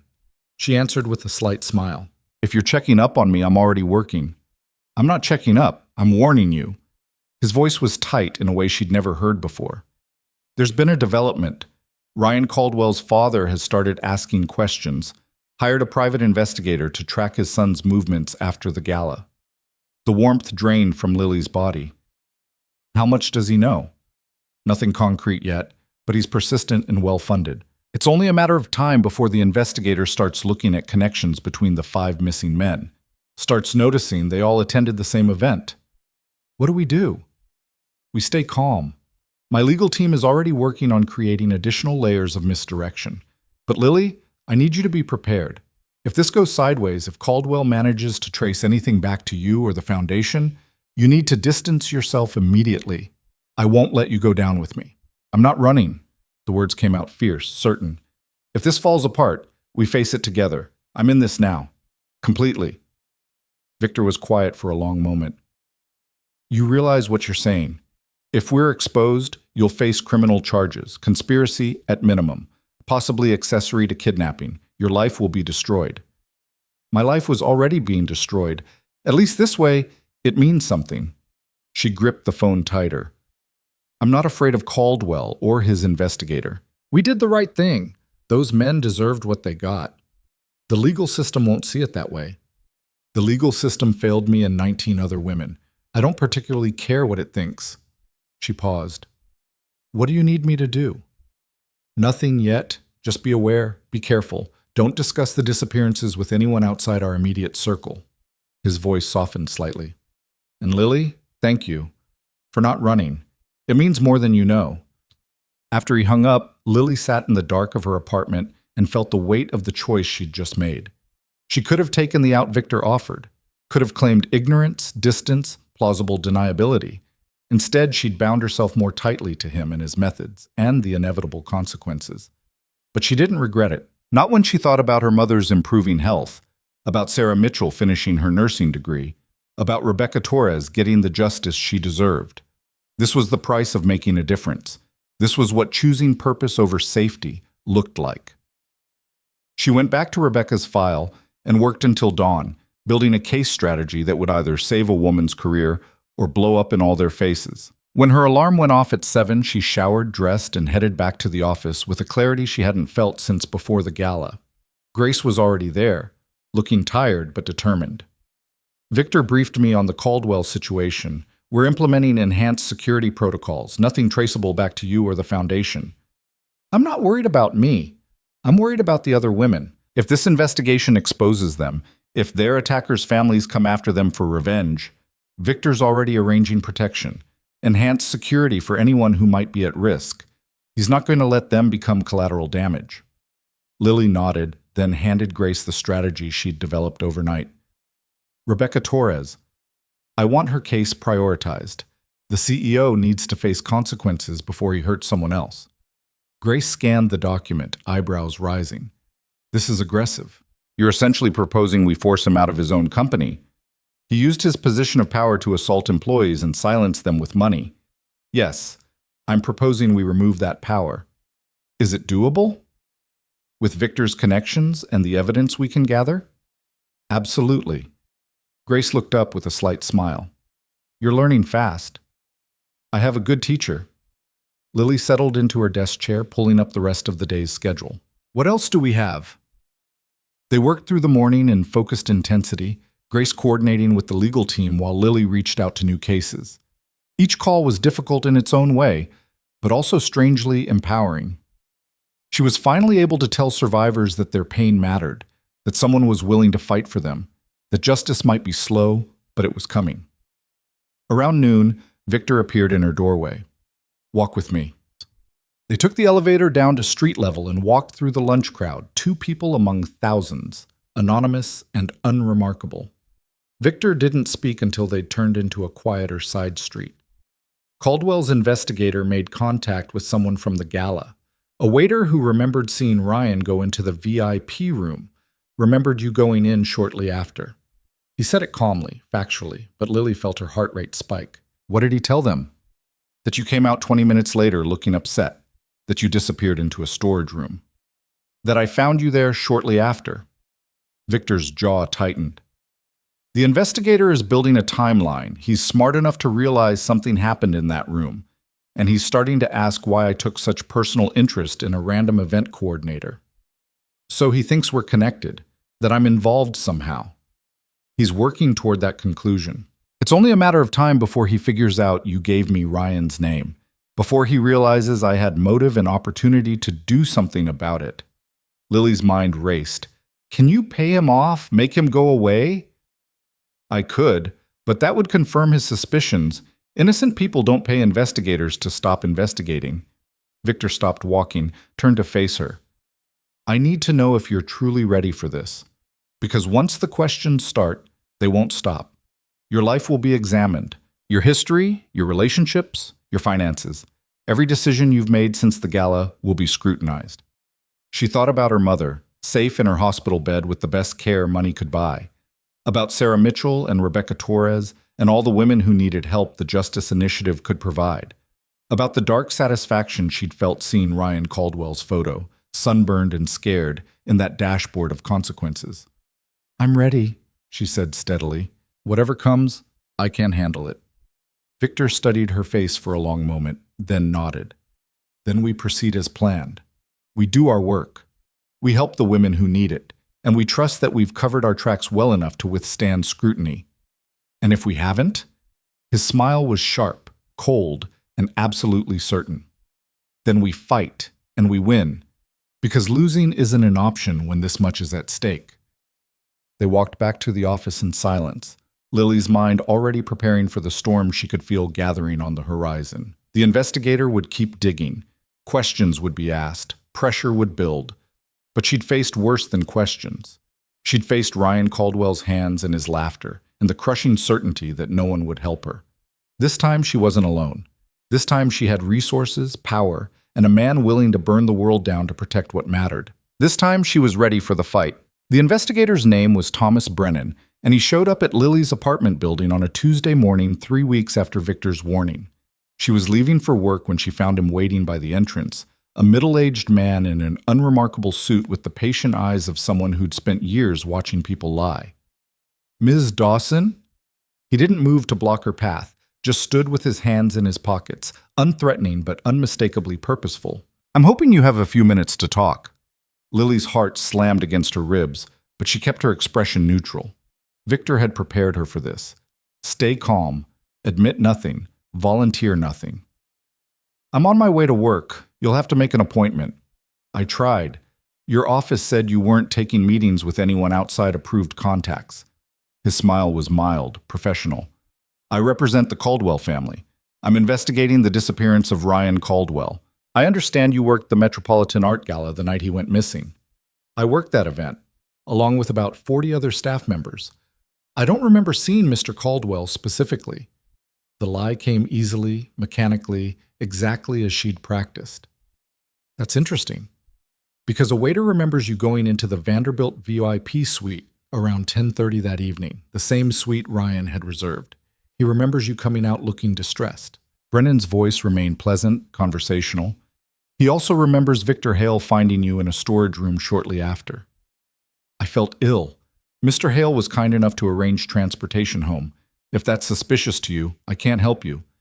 She moved past him toward the street, but his next word stopped her cold. "Mr. Hale paid off your mother's medical debt the next morning. $700,000 in outstanding bills, cleared in a single transaction through a foundation he controls. Quite generous for someone who just happened to find a sick employee." Lily turned slowly. "My mother's medical care is none of your business. It becomes my business when it establishes a pattern. Mr. Hale takes unusual interest in you. Within days, 5 men, including Ryan Caldwell, disappear without a trace. All 5 were at that gala. All 5 left in a similar time frame. And you, Ms. Dawson, suddenly have a new job working directly for Mr. Hale at a foundation that didn't exist before the gala." Brennan pulled out a small notebook. "I'm good at patterns. This one suggests something happened that night. Something that connected you, Ryan Caldwell, and Victor Hale in a way that resulted in 5 disappearances." "That's an incredible conspiracy theory." Lily kept her voice steady, despite the fear crawling up her spine. "Maybe those men just decided to leave. Rich people do impulsive things all the time." 5 men simultaneously, all with similar backgrounds and behavioral patterns? Brennan shook his head. "I don't believe in coincidence, Ms. Dawson. And neither should you. Whatever happened that night, whatever Ryan did to make you look so distressed, whatever Victor Hale did in response, it's going to come out. It always does. The only question is whether you get ahead of it or let it destroy you." "I have nothing to say to you." Lily pulled out her phone. "And if you contact me again without a lawyer present, I'll file harassment charges." "Fair enough." Brennan handed her a business card. "When you're ready to talk, and you will be eventually, call me. I can help you. Victor Hale is a dangerous man to be indebted to. Whatever hold he has over you, it's not worth your freedom." He walked away before she could respond, leaving her standing on the sidewalk with his card burning in her hand and her carefully constructed composure cracking at the edges. She called Victor before she'd made it to the subway. "Brennan approached you." Not a question. Victor's voice was tight, controlled. "What did you tell him?" "Nothing. Exactly what you said to say. But he knows, Victor. Maybe not everything, but enough to be dangerous." She ducked into a coffee shop, needing privacy. "He mentioned the medical debt, my new job, the timeline. He's building a case. He's building speculation. Without evidence, that's all it is." Papers rustled in the background. "Come to the office. We need to strategize." "I'm scared." The admission came out before she could stop it. Victor's voice softened marginally. "I know, but fear is useful if we channel it correctly. Come in. We'll handle this together." The office felt different when she arrived. charged with a tension that hadn't existed before. Grace met her at the elevator with coffee and a grim expression. Victor's in the war room. He's been there since 5 a.m. The war room was a conference space Lily had never entered before, its windows tinted for privacy, its walls lined with monitors and secure communication equipment. Victor stood at the head of the table with Marcus and Aisha, the three of them studying what looked like surveillance footage and document scans. "Lily," Victor gestured her over, "tell us exactly what Brennan said, word for word." She recounted the conversation, watching as Aisha took notes, and Marcus's expression grew darker. When she finished, the room was silent for a long moment. "He's fishing," Marcus said finally. "He has timeline and circumstantial connections, but nothing concrete. No evidence of crime, no witnesses to anything actionable. If he had real proof, he'd have gone to the police already." "Unless he's building the case first," Aisha countered. "Brennan's reputation suggests he's thorough. He won't move until he's certain he can make charges stick. Then we ensure he never reaches that certainty." Victor's tone was flat, final. "Aisha, I need you to find out exactly what Brennan knows. Who he's talked to, what evidence he's collected, how close he is to connecting dots we can't afford connected." "Already on it. I have contacts who can access his files." Aisha glanced at Lily. "How much does he know about what actually happened in that VIP room?" Lily's throat tightened. "I never filed a report. Never told anyone except Victor. If the waiter didn't see anything specific, there's no evidence Ryan assaulted me." "Good. Keep it that way." Marcus leaned back in his chair. "The assault gives Victor motive. Without proof it happened, Brennan can't establish why Victor would have reason to act against Ryan specifically." "But he knows something happened," Lily insisted. "He saw it in my face when he mentioned Ryan's name. He's not stupid." "Knowing and proving are different things." Victor moved to stand beside her, his presence solid and grounding. "Brennan can suspect all he wants. Without evidence, he has nothing." The meeting continued for another hour. Strategies layered on contingencies, layered on backup plans. By the time they broke, Lily's head was spinning with the complexity of what they were managing. Cover stories, alibi timelines, document trails that led nowhere. It was exhausting and terrifying, and she was in far deeper than she'd ever imagined. "Walk with me," Victor said as the others dispersed. Not to the street this time, but to his private office. He closed the door behind them, engaged the lock, and for the first time since she'd known him, he looked tired. "I underestimated how persistent Caldwell would be," he said quietly. "I should have anticipated he'd hire someone like Brennan, should have created more distance between you and the Foundation." "It's not your fault." Lily sank into the chair facing his desk. "I made my choices. I knew the risks." "Did you?" He studied her with those pale gray eyes. "Did you really understand what you were signing up for? Or did you just see a way to help your mother and grab it without thinking about the long-term consequences?" The question stung because it was partially true. She'd been desperate, traumatized, focused on immediate survival rather than future implications. "Maybe I didn't think it through completely, but I'm here now. I'm committed. And I'm not backing down just because some investigator is asking questions." Victor was quiet for a long moment. Then he crossed to a cabinet, pulled out a bottle of expensive whiskey, and poured 2 glasses. Handed her one. "To moral compromise and the people brave enough to live with it." She clinked her glass against his and drank. The whiskey burned going down, smooth and expensive and nothing like the cheap vodka she used to buy. "What happens if Brennan does find proof? If he connects everything and goes to the authorities?" "Then I take the fall, completely.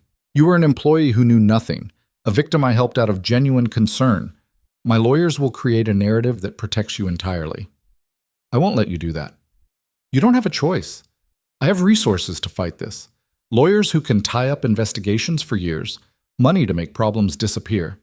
You have none of that. If we both go down, it helps no one." He set his glass down with careful precision. "But it won't come to that. Brennan is good, but he's not that good. We've covered our tracks too well." Lily wanted to believe him, wanted to trust in the careful planning, the layers of protection, the resources that made men like Victor Hale essentially untouchable. But she'd also learned that privilege only protected you until someone more privileged decided otherwise. And the Caldwell family had the kind of old money that could move mountains. Her phone buzzed. A text from an unknown number. She opened it and felt her blood turn to ice. A photo. Her, leaving the Vanderbilt VIP suite at the gala. The timestamp showed 10:47 p.m. Her face was partially visible, enough to identify her, and even in the grainy security footage, her distress was obvious. Torn uniform, disheveled hair, the unmistakable look of someone who'd just survived something terrible. The message below the photo. The truth always surfaces.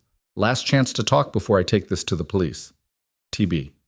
She showed Victor without speaking. His expression went cold, calculated, dangerous in a way that would have terrified her weeks ago. Now it just made her feel marginally safer. He got access to the gala's security footage. Victor pulled out his own phone, typing rapidly. That should have been wiped weeks ago. Someone either failed to follow through or was paid to preserve it. What do we do? We call his bluff. Victor's voice was ice. Brennan sends this to the police. They'll ask questions. Why you look distressed? What happened in that room? Those questions lead to Ryan Caldwell and what he did, which means Ryan becomes the subject of an assault investigation, not a missing person case. Brennan doesn't want that. Neither does the Caldwell family. This photo damages Ryan's reputation more than it helps their case. Lily stared at the image. She'd never seen this moment from outside her own traumatized perspective. Seeing herself like this, small, frightened, broken, made rage flare hot and fresh in her chest. I want him to hurt more, she said quietly. Ryan, wherever he is, whatever he's doing, I want him to suffer every single day for the rest of his life. He is. Victor's hand covered hers, warm and solid. Every morning when he wakes up in a hostile environment where his name means nothing. Every night when he goes to sleep knowing he's expendable. Every moment he spends doing actual work instead of coasting on inherited privilege. He's suffering, Lily. I promise you that. It's not enough. It never will be. That's the thing about trauma. No amount of justice ever completely balances the scales. He squeezed her hand once, then released it. But it's more than he would have faced otherwise, more than the system ever would have given you. She knew he was right, knew that in any normal scenario, Ryan would have walked away clean, would have assaulted more women, would have lived his entire life without facing consequences. This was better. Had to be better. Her phone buzzed again. Brennan. Well? Victor took her phone from her hands and typed a response. Send the photo to whoever you want. All it proves is that I left a room looking upset. Not illegal, not evidence of anything except that wealthy people make event staff uncomfortable. Do your worst.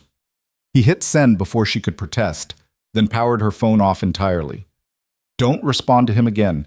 Don't engage. He's trying to pressure you into making a mistake.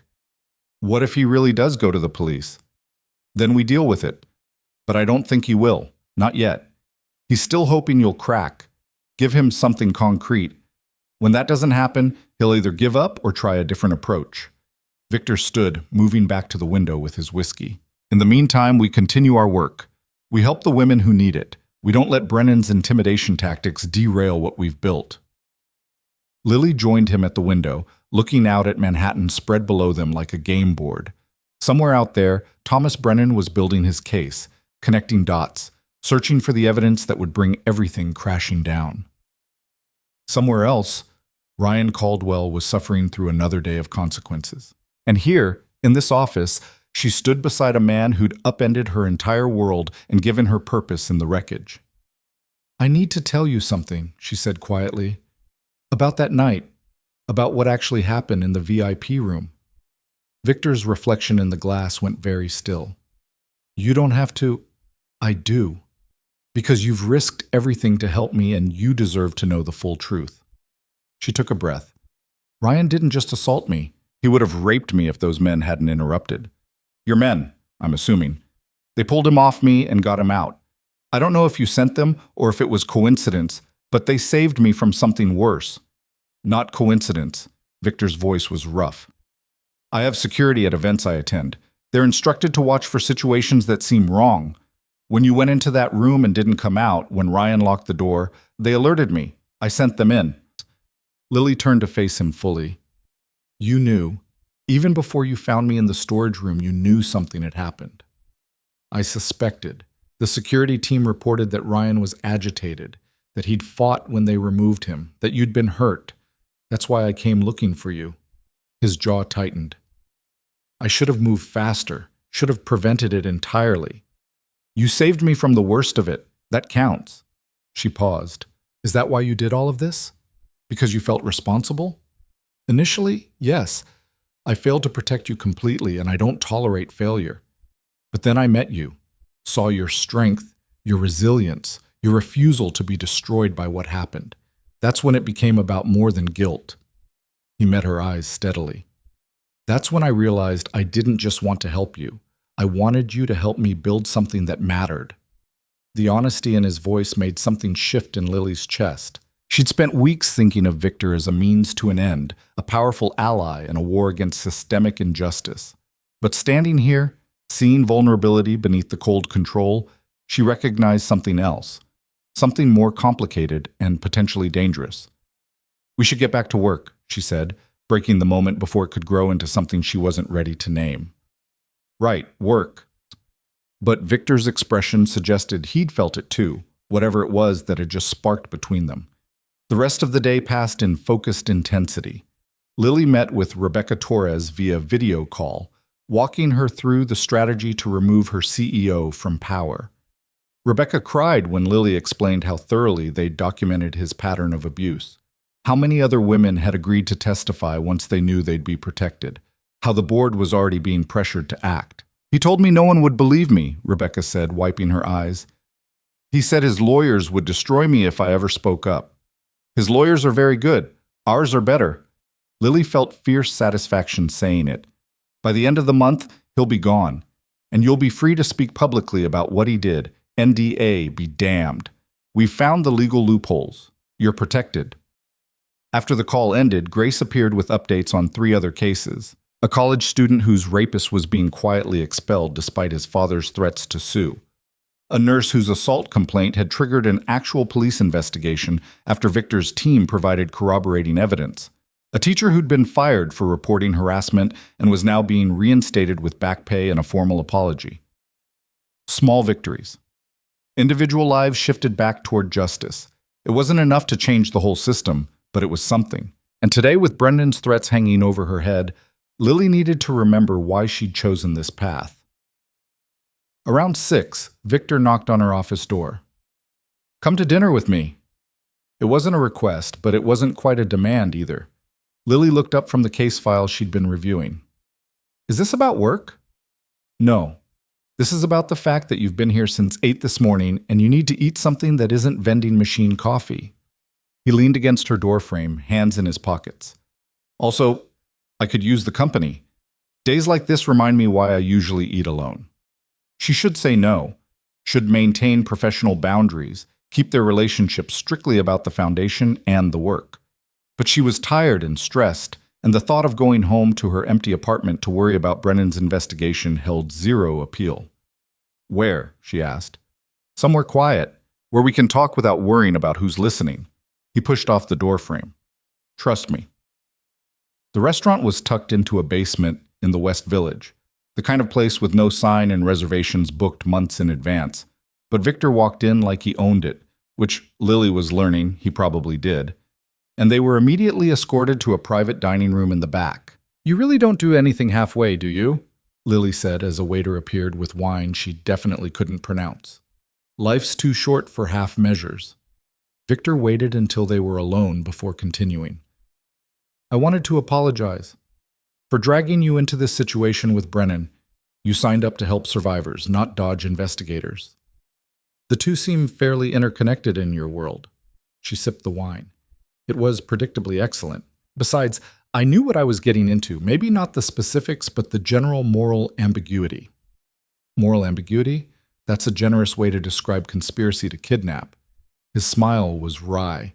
You're getting better at the euphemisms. I'm learning from the best. She set her glass down. Can I ask you something personal? You can ask. I may not answer. What happened after Elena died? I know it changed you, pushed you into this work, but what actually happened in that time between her death and when you started the foundation. Victor was quiet for a long moment, his expression unreadable. Then, I hunted down the man who assaulted her. Took me 6 months to find him. He'd moved to California, changed his name, was working in tech and dating someone new, living his best life while my sister was dead. Lily's breath caught. What did you do to him? I destroyed his life. Methodically, completely. Got him fired from his job by exposing his past. Tanked his credit. Made sure every new employer who Googled his name found carefully seeded articles about his history. Drove him to bankruptcy, isolation, and eventually a very public breakdown. Victor's voice remained calm, factual. He's alive. Working minimum wage, living in a halfway house, probably will be for the rest of his life. No one to blame but himself. That's... Lily struggled for words. That's incredibly vindictive. Yes, it's also justice. The police never charged him. The system never held him accountable. So I did. He met her eyes steadily. I learned something important from that experience. The system only works if you have power. If you don't, you need someone with power willing to fight for you. That's what the foundation is. That's what we do. And the 5 men, that was the same logic? Escalated, but yes. I learned from Elena's situation that destroying someone's life in their own environment isn't enough. They rebuild. They find new victims. True consequences require complete removal from the system that enabled them. He paused. I'm not proud of what I've become, Lily, but I'm not ashamed either. I sleep fine at night knowing that predators are facing real consequences for the first time in their lives. The food arrived. Small, artistic plates that tasted like they'd been crafted by someone who viewed cooking as high art. They ate in companionable silence for a while, the weight of the day's stress gradually easing. What about you? Victor asked eventually. What would you have become if Ryan Caldwell hadn't attacked you, if I hadn't offered you this job? Lily considered the question. Probably still coordinating events, still struggling to pay my mother's bills, still invisible and exhausted and angry at how unfair everything was. She pushed food around her plate. This path is harder in some ways, more complicated, but at least it means something. You would have found meaning eventually. You're too smart and too driven to stay invisible forever. Maybe. Or maybe I would have been just another casualty of a system designed to crush people like me. She met his gaze. Thank you for seeing something in me worth investing in, even if your methods are terrifying. You're welcome. And for what it's worth, my investment is paying off. The work you've done these past few weeks has been exceptional. He raised his glass. To exceptional women and the men smart enough to get out of their way. She clinked her glass against his, smiling despite everything. That's the first time you've said something that sounds remotely feminist. I contain multitudes. Ruthless criminal mastermind and occasional feminist ally. His expression turned serious. Lily, whatever happens with Brennan, whatever comes next, I want you to know that protecting you is my priority. The foundation, the other cases, even my own legal exposure, all of it is secondary to ensuring you come through this safely. Why? The question came out softer than she intended. Why do I matter so much to you? Victor was quiet for a long moment, something shifting in his expression. Because you remind me of Elena. The strength, the resilience, the absolute refusal to let trauma define you. Because you're the first person in years who's pushed back on my methods while still understanding why they're necessary. Because, he stopped, seeming to reconsider his words. Because you matter, that's all. The air between them felt charged, heavy with things unsaid. Lily knew she should change the subject, steer them back to safer professional ground. Instead, she heard herself say, You matter to me too, more than I expected. More than is probably wise. Probably not wise at all, Victor agreed quietly. But wisdom is overrated. They finished dinner in a silence that felt different than before, loaded with awareness and possibility, and the complicated recognition that somewhere along the way, their relationship had shifted into territory neither of them had planned for. Victor's driver took her home afterward, the city lights blurring past the tinted windows. Lily's phone, still powered off since Victor had sent that last message to Brennan, sat heavy in her pocket. She knew she should turn it on, check for messages, face whatever Brennan's response had been. But tonight, she just wanted to exist in the quiet space between the crisis and the consequences. Her apartment felt smaller than usual when she let herself in, cramped and shabby compared to the restaurants and offices she'd inhabited today. But it was hers. Proof that she'd survived, built something, climbed out of the hole circumstances had dug for her. She powered on her phone. 3 missed calls from Brennan, 2 voicemails, and 1 text. Think carefully about where your loyalty lies. Hale will sacrifice you the moment it's convenient. I can offer protection, real protection. Call me. Lily deleted the message without responding. Brennan was wrong about Victor. She knew it the same way she knew her own name. Victor might be ruthless, might operate outside the law, might make choices that terrified her, but he wouldn't sacrifice her. Not after everything. Not when she'd seen the vulnerability beneath the control, the grief driving his mission, the genuine care in how he'd protected her from the start. She fell asleep that night thinking about the private dining room, Victor's confession about destroying Elena's attacker, and the way his expression had shifted when he'd said she mattered. Thinking about how far she'd come from that storage room, from the broken woman who'd thought her world was ending, thinking about how the ending had actually been a beginning, and how sometimes the people who saved you were the ones you least expected. Her phone rang at 3 a.m. Victor. She answered immediately, heart pounding. What's wrong? Brennan went to the police, filed a formal complaint alleging my involvement in the disappearances. They're opening an investigation. His voice was steady, calm, but she could hear the tension underneath. I need you to come to the office. Now. We need to coordinate our response before they start questioning us. Lily was already pulling on clothes. I'll be there in 20 minutes. Good. Lily? He paused. Don't panic. We anticipated this. We're prepared. Everything is going to be fine. She wanted to believe him, wanted to trust in this careful planning, the layers of protection, the resources that made men like Victor essentially untouchable. But she'd also learned that nothing was certain, that power only protected you until someone with more power decided otherwise. I'll see you soon, she said, and hung up before the fear in her voice could betray how terrified she actually was. The war had finally come to their doorstep, and Lily had no idea if they were prepared enough to survive it. The office was already blazing with light when Lily arrived. Victor's entire legal team assembled in the war room like generals preparing for battle. She'd thrown on jeans and a sweater, hadn't bothered with makeup, and felt distinctly underdressed among the suits and briefcases. But no one seemed to notice or care. Victor stood at the head of the table, his shirt sleeves rolled up, tie discarded, looking more dangerous than she'd ever seen him. He glanced up when she entered, and something in his expression softened marginally. Good. You're here. Marcus, brief her. Marcus gestured to the documents spread across the table. Brennan filed his complaint 2 hours ago. The police are taking it seriously because of the Caldwell family's influence, but they don't have much to work with. No bodies, no crime scenes, no direct evidence linking Victor to the disappearances. What they do have is timeline, motive, and Brennan's speculation. What's our exposure? Lily asked, forcing her voice to remain steady. Minimal if everyone sticks to the script, Isha said from across the table. We've created paper trails showing all 5 men left the country voluntarily. Bank transactions, email communications, travel reservations. Everything points to them making independent decisions to pursue business opportunities abroad. The police will question those trails, Lily said. They're not stupid. No, but they're bound by evidence standards we're not. Victor moved to stand beside her, his presence grounding. They need proof beyond reasonable doubt. We just need reasonable doubt. And we have plenty of that. Grace entered carrying coffee and what looked like prepared statements. The detectives want to interview both of you tomorrow morning, 9 a.m. at the precinct. I've arranged for Victor's attorney to be present, and Lily, you'll have separate representation. Michael Chen, no relation to Margaret, specializes in protecting witnesses. He's the best. Witnesses. Lily's stomach tightened. They think I witnessed something. They think you're a victim Victor is protecting. That narrative works for us.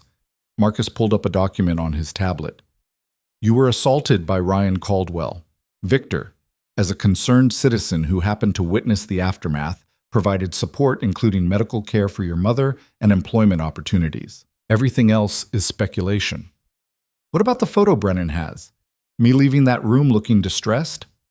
Supports our narrative perfectly, Victor said calmly. It shows you were hurt. It doesn't show who hurt you or what I did about it. If anything, it establishes why I had reason to help you. Lily sat down heavily in one of the conference chairs. This is insane. We're creating an entire false narrative and expecting the police to just accept it. We're creating a plausible narrative that happens to protect the truth they can't prove. Victor's hand came to rest on her shoulder, warm and solid. The justice system runs on stories, Lily. Whichever side tells the most convincing story wins. We have resources, preparation, and the advantage of knowing exactly what happened. Brennan has conspiracy theories and circumstantial connections. What if I crack during questioning? What if I say something that contradicts the timeline? You won't. His voice carried absolute certainty. Because you're stronger than you think, and because you understand what's at stake. Not just for us, but for every woman the Foundation helps. If this investigation destroys what we've built, those women lose their support system. Their only chance at real justice disappears. The weight of that responsibility settled over her like a physical thing. Sarah Mitchell, finishing her nursing degree. Rebecca Torres, watching her abuser finally face consequences. The 19 women whose attackers were gone forever. All of it balanced on her ability to sit across from detectives tomorrow and lie convincingly about things that mattered more than anything in her life.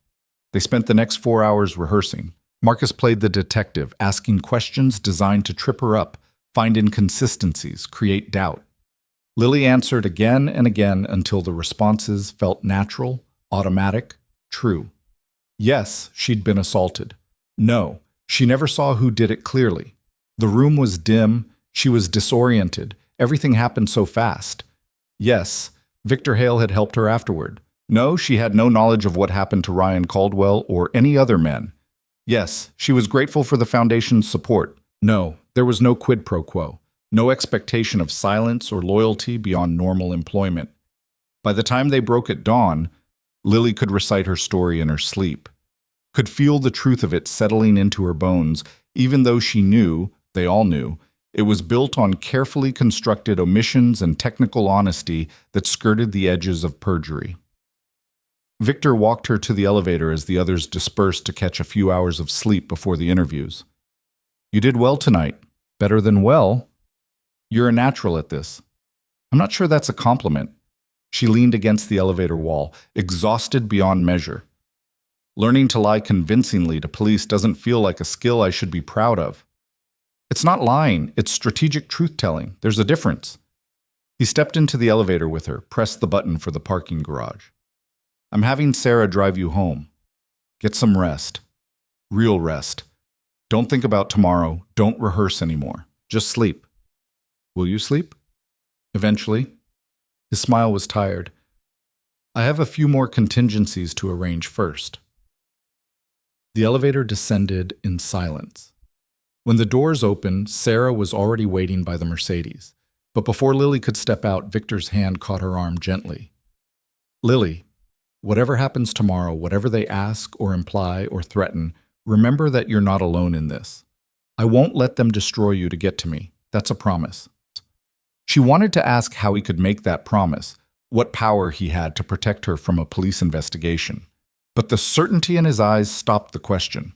She simply nodded, let him guide her to the car, and tried not to think about the fact that in less than 12 hours, she'd be sitting in an interrogation room lying to law enforcement about crimes that could send them both to prison for decades.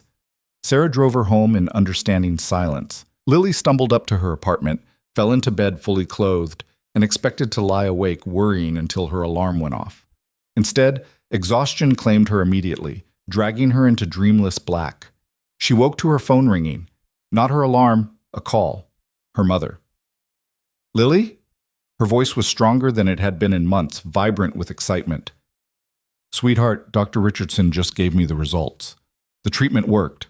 I'm in remission. Complete remission. Lily sat up, her mind struggling to process the words. What? Mom, that's incredible. I know. I can hardly believe it myself. She says if the next few scans stay clear, I might be able to go home next month. Actually, home, not just for visits. Her mother's voice cracked with joy. You saved my life, Lily. I don't know how you managed all this, but you saved my life." Tears were streaming down Lily's face before she realized she was crying. "You saved yourself, Mom. You fought so hard. We both did. Together." A pause. "Are you okay? You sound off." "I'm fine, just emotional. This is the best news I've had in years." She wiped her eyes, glancing at the clock. 7 a.m. 2 hours until she had to be at the precinct. 2 hours until everything either held together or fell apart. "Listen, I have to go, but I love you so much, and I'm so proud of you." "Love you too, sweetheart. We'll celebrate properly soon. Maybe finally go to that Italian place you've been promising to take me to." After they hung up, Lily sat in bed staring at her hands. Her mother was in remission. The treatment that wouldn't have been possible without Victor's intervention had worked. One life saved, one woman given a second chance, and all it cost was Lily's willingness to become complicit in methods the law would call kidnapping. Was it worth it? Was her mother's life worth the moral compromise, the lies she was about to tell, the future she was risking? The answer came immediately, certain and absolute yes. 1,000 times yes. She'd burn the whole world down to keep her mother alive, and if that made her a criminal by legal standards, so be it. She showered, dressed in clothes Michael Chen's office had sent over, professional but not expensive, approachable but not weak, and met the lawyer in the precinct lobby at 8:45. He was younger than she expected, maybe 35, with kind eyes behind wire-rimmed glasses and a handshake that conveyed confidence without arrogance. "Ms. Dawson, I'm Michael. We're going to walk in there, answer their questions honestly within the parameters we discussed, and walk back out. Nothing dramatic, nothing scary, just a conversation. A conversation where I'm potentially implicating myself in multiple felonies. A conversation where you're being honest about your experience while declining to speculate about things you don't know." He guided her toward the interview rooms. "Remember, you're not under arrest. You're here voluntarily. If at any point you're uncomfortable, we leave. That's your right." The detective waiting for them was a woman in her 40s with tired eyes and the bearing of someone who'd seen too much human ugliness. She introduced herself as Detective Sarah Martinez, gestured for them to sit, and laid out the basics of the interview with professional efficiency. "Ms. Dawson, I want to be clear that you're not a suspect. We believe you may have information relevant to an ongoing investigation into the disappearance of 5 men, including Ryan Caldwell. Anything you tell us is voluntary, and you're free to leave at any time. Do you understand?" "I understand." Lily's voice came out steadier than she felt. "Good. Let's start with the night of the Metropolitan Art Gala. You were working that event?" "Yes. I was an event coordinator for Chen Premier Events." "And at some point during the evening, you entered the Vanderbilt FIV-YP suite?" "Yes. Around 10:30. My supervisor asked me to refresh the room for a private party." Martinez pulled out a tablet, showed her the security footage Brennan had obtained. Lily, leaving the room, visibly distressed. "Can you tell me what happened in that suite?" Lily took a breath, channeling every rehearsal from last night. "I was attacked. A man, I didn't see his face clearly, the lighting was dim. He grabbed me when I entered, tried to..." She let her voice break slightly, let real emotion from that night surface. "He tried to force himself on me. I fought back. Hit him, I think. Then some men in suits came in and pulled him off. They got him out of the room. I ran." "You ran to a storage closet?" "Yes, I couldn't think clearly. I just needed somewhere safe." "And Victor Hale found you there?" "Yes. He was kind. Asked if I was okay, if I needed medical attention. I said no. I just wanted to go home. He arranged for his driver to take me." Martinez made notes, her expression neutral. "Did Mr. Hale ask you who attacked you?" "Yes. I told him I didn't see clearly enough to identify anyone." "But you did see. The lighting was dim but not completely dark. You fought with your attacker. You must have some impression of who it was." Michael leaned forward. "Detective, my client has stated she couldn't identify her attacker. Whether that's due to lighting, stress, trauma, or simple lack of clear visual contact, the result is the same. She doesn't know." Martinez's eyes never left Lily's face. "Dawson, we have evidence suggesting Ryan Caldwell was in that suite around the same time you were. We have a waiter who saw you go in shortly after him. We have your distressed appearance on camera. And we have the fact that Ryan Caldwell disappeared that same night, along with 4 other men who have documented histories of sexual misconduct. Do you see how that looks? I see how it might look suspicious, but I can't tell you something I don't know. I was attacked. I don't know for certain who did it, and I have no knowledge of what happened to anyone after that night. What about your relationship with Victor Hale? He paid your mother's medical bills, gave you a high-paying job at a foundation that didn't exist before the gala. That's quite generous for a stranger. Mr. Hale runs a charitable foundation dedicated to helping survivors of sexual assault. I qualified for that help. He offered employment because I have relevant experience, and he needed someone to run the program. If you're implying there's something inappropriate about receiving support after being attacked, I strongly disagree. Martinez leaned back, studying her. I'm implying that a very wealthy, very connected man took unusual interest in you immediately after an incident involving someone who then vanished. I'm implying that maybe he asked you questions you've claimed you didn't answer. Maybe you gave him a name. Maybe he decided to do something about it. Detective. Michael's voice went hard. Unless you're accusing my client of a crime, these implications are inappropriate. She's answered your questions honestly. She was a victim of assault. She received support from a legitimate charitable organization. Everything else is speculation. Is it? Martinez pulled out more documents. We've been investigating the 5 missing men. All of them left the country within 48 hours of the gala. All of them sent emails to family about sudden business opportunities. All of them withdrew cash from ATMs in different cities before their flights. All of those actions can be faked. IP addresses spoofed, ATM footage digitally altered, travel documents forged, and all of it requires resources, connections, and technical expertise that Victor Hale absolutely has. Lily felt ice in her veins but kept her expression neutral. I wouldn't know anything about that. I'm not a computer expert or a private investigator. I run a nonprofit helping assault survivors. A nonprofit funded entirely by Victor Hale. A nonprofit that just happened to be founded days after 5 men disappeared. Martinez leaned forward. Ms. Dawson, I believe you were attacked. I believe Ryan Caldwell probably did it. And I believe Victor Hale decided to handle it his own way instead of going through proper channels. If that's what happened, you're not the criminal here. You're another victim being used by a man with too much power and too little regard for the law. With respect, Detective, you're wrong about Mr. Hale. He hasn't used me. He's helped me. There's a difference. Is there? Because from where I'm sitting, you're risking obstruction charges, possibly accessory charges, to protect a man who's made 5 people disappear. That doesn't sound like help. That sounds like manipulation. Michael stood. We're done here. My client has been cooperative and honest. Unless you have evidence of actual wrongdoing, not speculation, not implications, but evidence, we're leaving. Martinez's jaw tightened. We're not finished investigating. This conversation isn't over. It is for today. Michael guided Lily toward the door. If you have further questions, contact me. Don't approach my client directly. They walked out of the precinct into cold morning air that felt like freedom. Lily's hands were shaking, adrenaline crashing through her system now that the immediate danger had passed. Michael steered her to a coffee shop across the street, ordered them both drinks she didn't taste, and waited until she'd stopped trembling before speaking. You did perfectly. Better than perfectly. Martinez pushed hard and you didn't crack. She knows, though. She knows we're lying. Knowing and proving are different things. She has no evidence, no witnesses, no physical proof, just a theory that 5 wealthy men decided to vanish, and a woman who runs a foundation funded by someone with means. He sipped his coffee. They'll keep investigating, but unless they find something concrete, which they won't because Victor is meticulous, eventually they'll have to close the case. How long is eventually?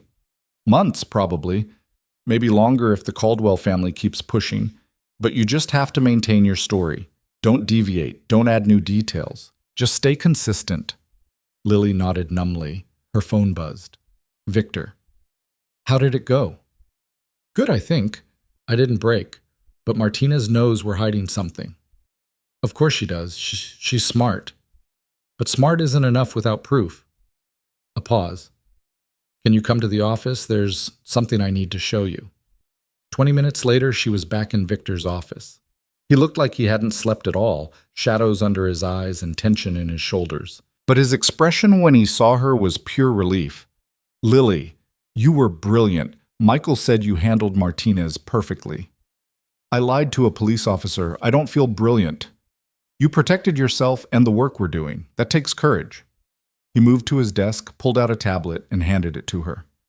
"This might help with the guilt." The screen showed an email from Ryan Caldwell, sent yesterday. She read it twice, her throat tightening. It was a confession. Not about the assault, that wasn't mentioned, but about his life before, the privilege he'd taken for granted, the women he'd hurt without consequence, about how the last months had taught him what real work meant, what accountability looked like, what it felt like to be powerless and afraid, about how he was sorry, how he understood, finally, that his actions had destroyed lives. He wrote this? Lily's voice was barely a whisper. They all did. Part of their contracts requires regular reflection journals. This one came through yesterday. Victor's expression was unreadable. "I'm not saying he's redeemed. One email doesn't undo the damage he caused. But it's something. Evidence that consequences can create change, even in people who seemed incapable of it." Lily read it a third time, searching for manipulation or insincerity. Found only exhaustion and what looked like genuine remorse. What happens to him now? To all of them? They serve their time, 5 years minimum.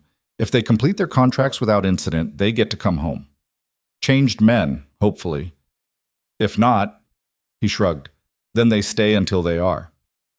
And the investigation? Martinez isn't going to give up. No, but she's also bound by evidence standards we've made sure she can't meet. The investigation will eventually go cold. The Caldwell family will move on. Life will continue. He moved to stand beside her, close enough that she could feel his warmth. "We survived the first battle, Lily. We'll survive whatever comes next." She wanted to believe him, wanted to trust that the careful planning and expensive lawyers and layers of protection would hold. But she'd also learned that nothing was certain, that power only protected you until someone with more power decided otherwise. What if they find something we missed, some thread we didn't tie off? Then we adapt, respond, fight harder. His hand came to rest on her shoulder. "But I don't think they will. We've been too careful." The weeks that followed proved him right. The investigation continued, but produced nothing concrete. Martinez interviewed Victor, his legal team, his security personnel.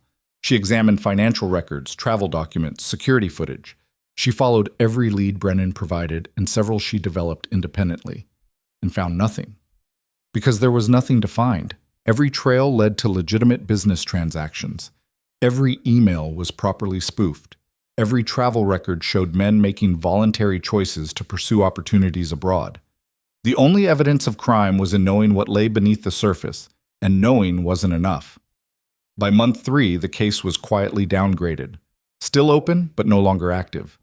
The Caldwell family hired additional investigators, threw more money at the problem. But money couldn't conjure evidence that didn't exist. By month 6, even they began to move on. Lily watched it happen from her office at the foundation, which had grown beyond anything she'd imagined. They'd helped 43 women in 6 months, secured restraining orders, funded therapy, provided job placement, facilitated testifying against abusers who'd previously seemed untouchable. The Justice Initiative had become exactly what Victor promised, a real chance at justice for women the system had abandoned. And somewhere along the way, something else had grown too, something she'd been avoiding acknowledging even as it became increasingly obvious. She was falling for Victor Hale. Not the smooth professional version he showed the world, not even the ruthless vigilante who made predators disappear, but the man underneath all of that. The one who'd lost his sister and channeled his grief into purpose. The one who remembered every detail about the women they helped. The one who looked at Lily like she was the most important person in any room. It happened gradually, then all at once.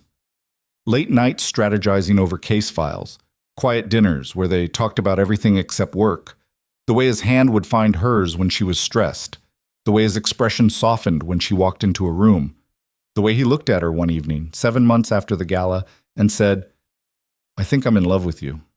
I didn't plan for it, wasn't looking for it, but there it is." They were in his office, alone. The city spread out below them in a carpet of lights. Lily's breath caught, her heart hammering against her ribs. Victor, you don't have to say anything. I know it's complicated. I know I'm probably the last person you should get involved with, but I needed you to know, needed you to understand why I've been so protective, why your safety matters more to me than the foundation or the cases or even my own legal exposure. Lily crossed the space between them, her decision made before she consciously registered making it. I love you too. I have for weeks, maybe longer. I was just too scared to admit it. His hands came up to frame her face, gentle despite their capacity for violence. Why scared? Because loving you means accepting everything you are, everything you've done, everything we might have to do in the future. It means choosing to live in the gray forever. And can you do that? Can you love someone who operates outside the law, who makes choices most people would call monstrous? She thought about her mother, healthy and thriving. About Sarah Mitchell and Rebecca Torres and 41 other women whose lives had been changed. About Ryan Caldwell's email, evidence that even the worst people could be forced to grow. About the choice between purity and effectiveness, between moral comfort and actual justice. Yes, she said simply, because the alternative is a world where predators win and victims suffer and no one with power cares enough to stop it. I'd rather live in the gray with you than in the black and white without you. He kissed her then, and Lily felt something shift and settle in her chest. This was her life now, her choice, her future. Complicated and morally ambiguous and absolutely completely right. The investigation finally closed officially at the 10-month mark. Insufficient evidence, case unsolved. The 5 missing men remain missing, their families left with questions but no answers. The media coverage faded. Life moved on. Lily's mother came home from the hospital, cancer-free and determined to make up for lost time. She met Victor over dinner at that Italian place they'd promised to visit, and afterward told Lily quietly, "He's intense, probably dangerous. But he looks at you like you're the only thing in the world that matters. Don't let him go." "I won't," Lily promised. The foundation continued growing. By the 1-year mark, they'd helped over 100 women, changed laws, exposed predators, created real, lasting change. And Lily had found her purpose, not despite the trauma she'd endured, but because of it. The proposal happened on a quiet Sunday morning in Victor's apartment, sunlight streaming through floor-to-ceiling windows, coffee cooling on the counter. Nothing dramatic or public. Just Victor looking at her with those gray eyes she'd once found terrifying and now found grounding, saying, "Marry me, not because you owe me or because I saved you, but because we're better together than apart. Because you make me want to be worthy of the faith you've placed in me." Lily said yes before he finished talking, before doubt could creep in, before the rational part of her brain could list all the reasons this was complicated and difficult and potentially disastrous. She said yes because she loved him, because he'd seen her at her most broken and chosen to help her rebuild, because they'd created something meaningful from the wreckage of trauma, because choosing him meant choosing purpose over safety. And she'd made that choice the moment she gave him Ryan's name. They married 3 months later in a small ceremony, just close friends and family. Grace served as her maid of honor. Marcus gave a toast about moral courage and the people brave enough to choose effectiveness over purity. Her mother cried happy tears and told them both they were perfect for each other. The Caldwell investigation was mentioned exactly once that day by a guest who didn't know better. Victor shut it down with calm finality. That case is closed. Ancient history. Today is about the future. And it was. The future they were building together, helping survivors, exposing predators, creating justice where the system failed. The foundation expanded into other cities, helped other women, changed other lives. Lily became recognized in advocacy circles as a fierce voice for survivors, though few knew the full extent of the methods she endorsed. Ryan Caldwell completed his 5-year contract and returned to the States a different person. Broke, humbled, working construction and living in a studio apartment. He never contacted Lily, never tried to rebuild his old life. Just existed quietly, a shadow of the privileged predator he'd been. The other 4 men followed similar paths. Some thrived in their new circumstances. Others struggled. All of them learned what consequences felt like.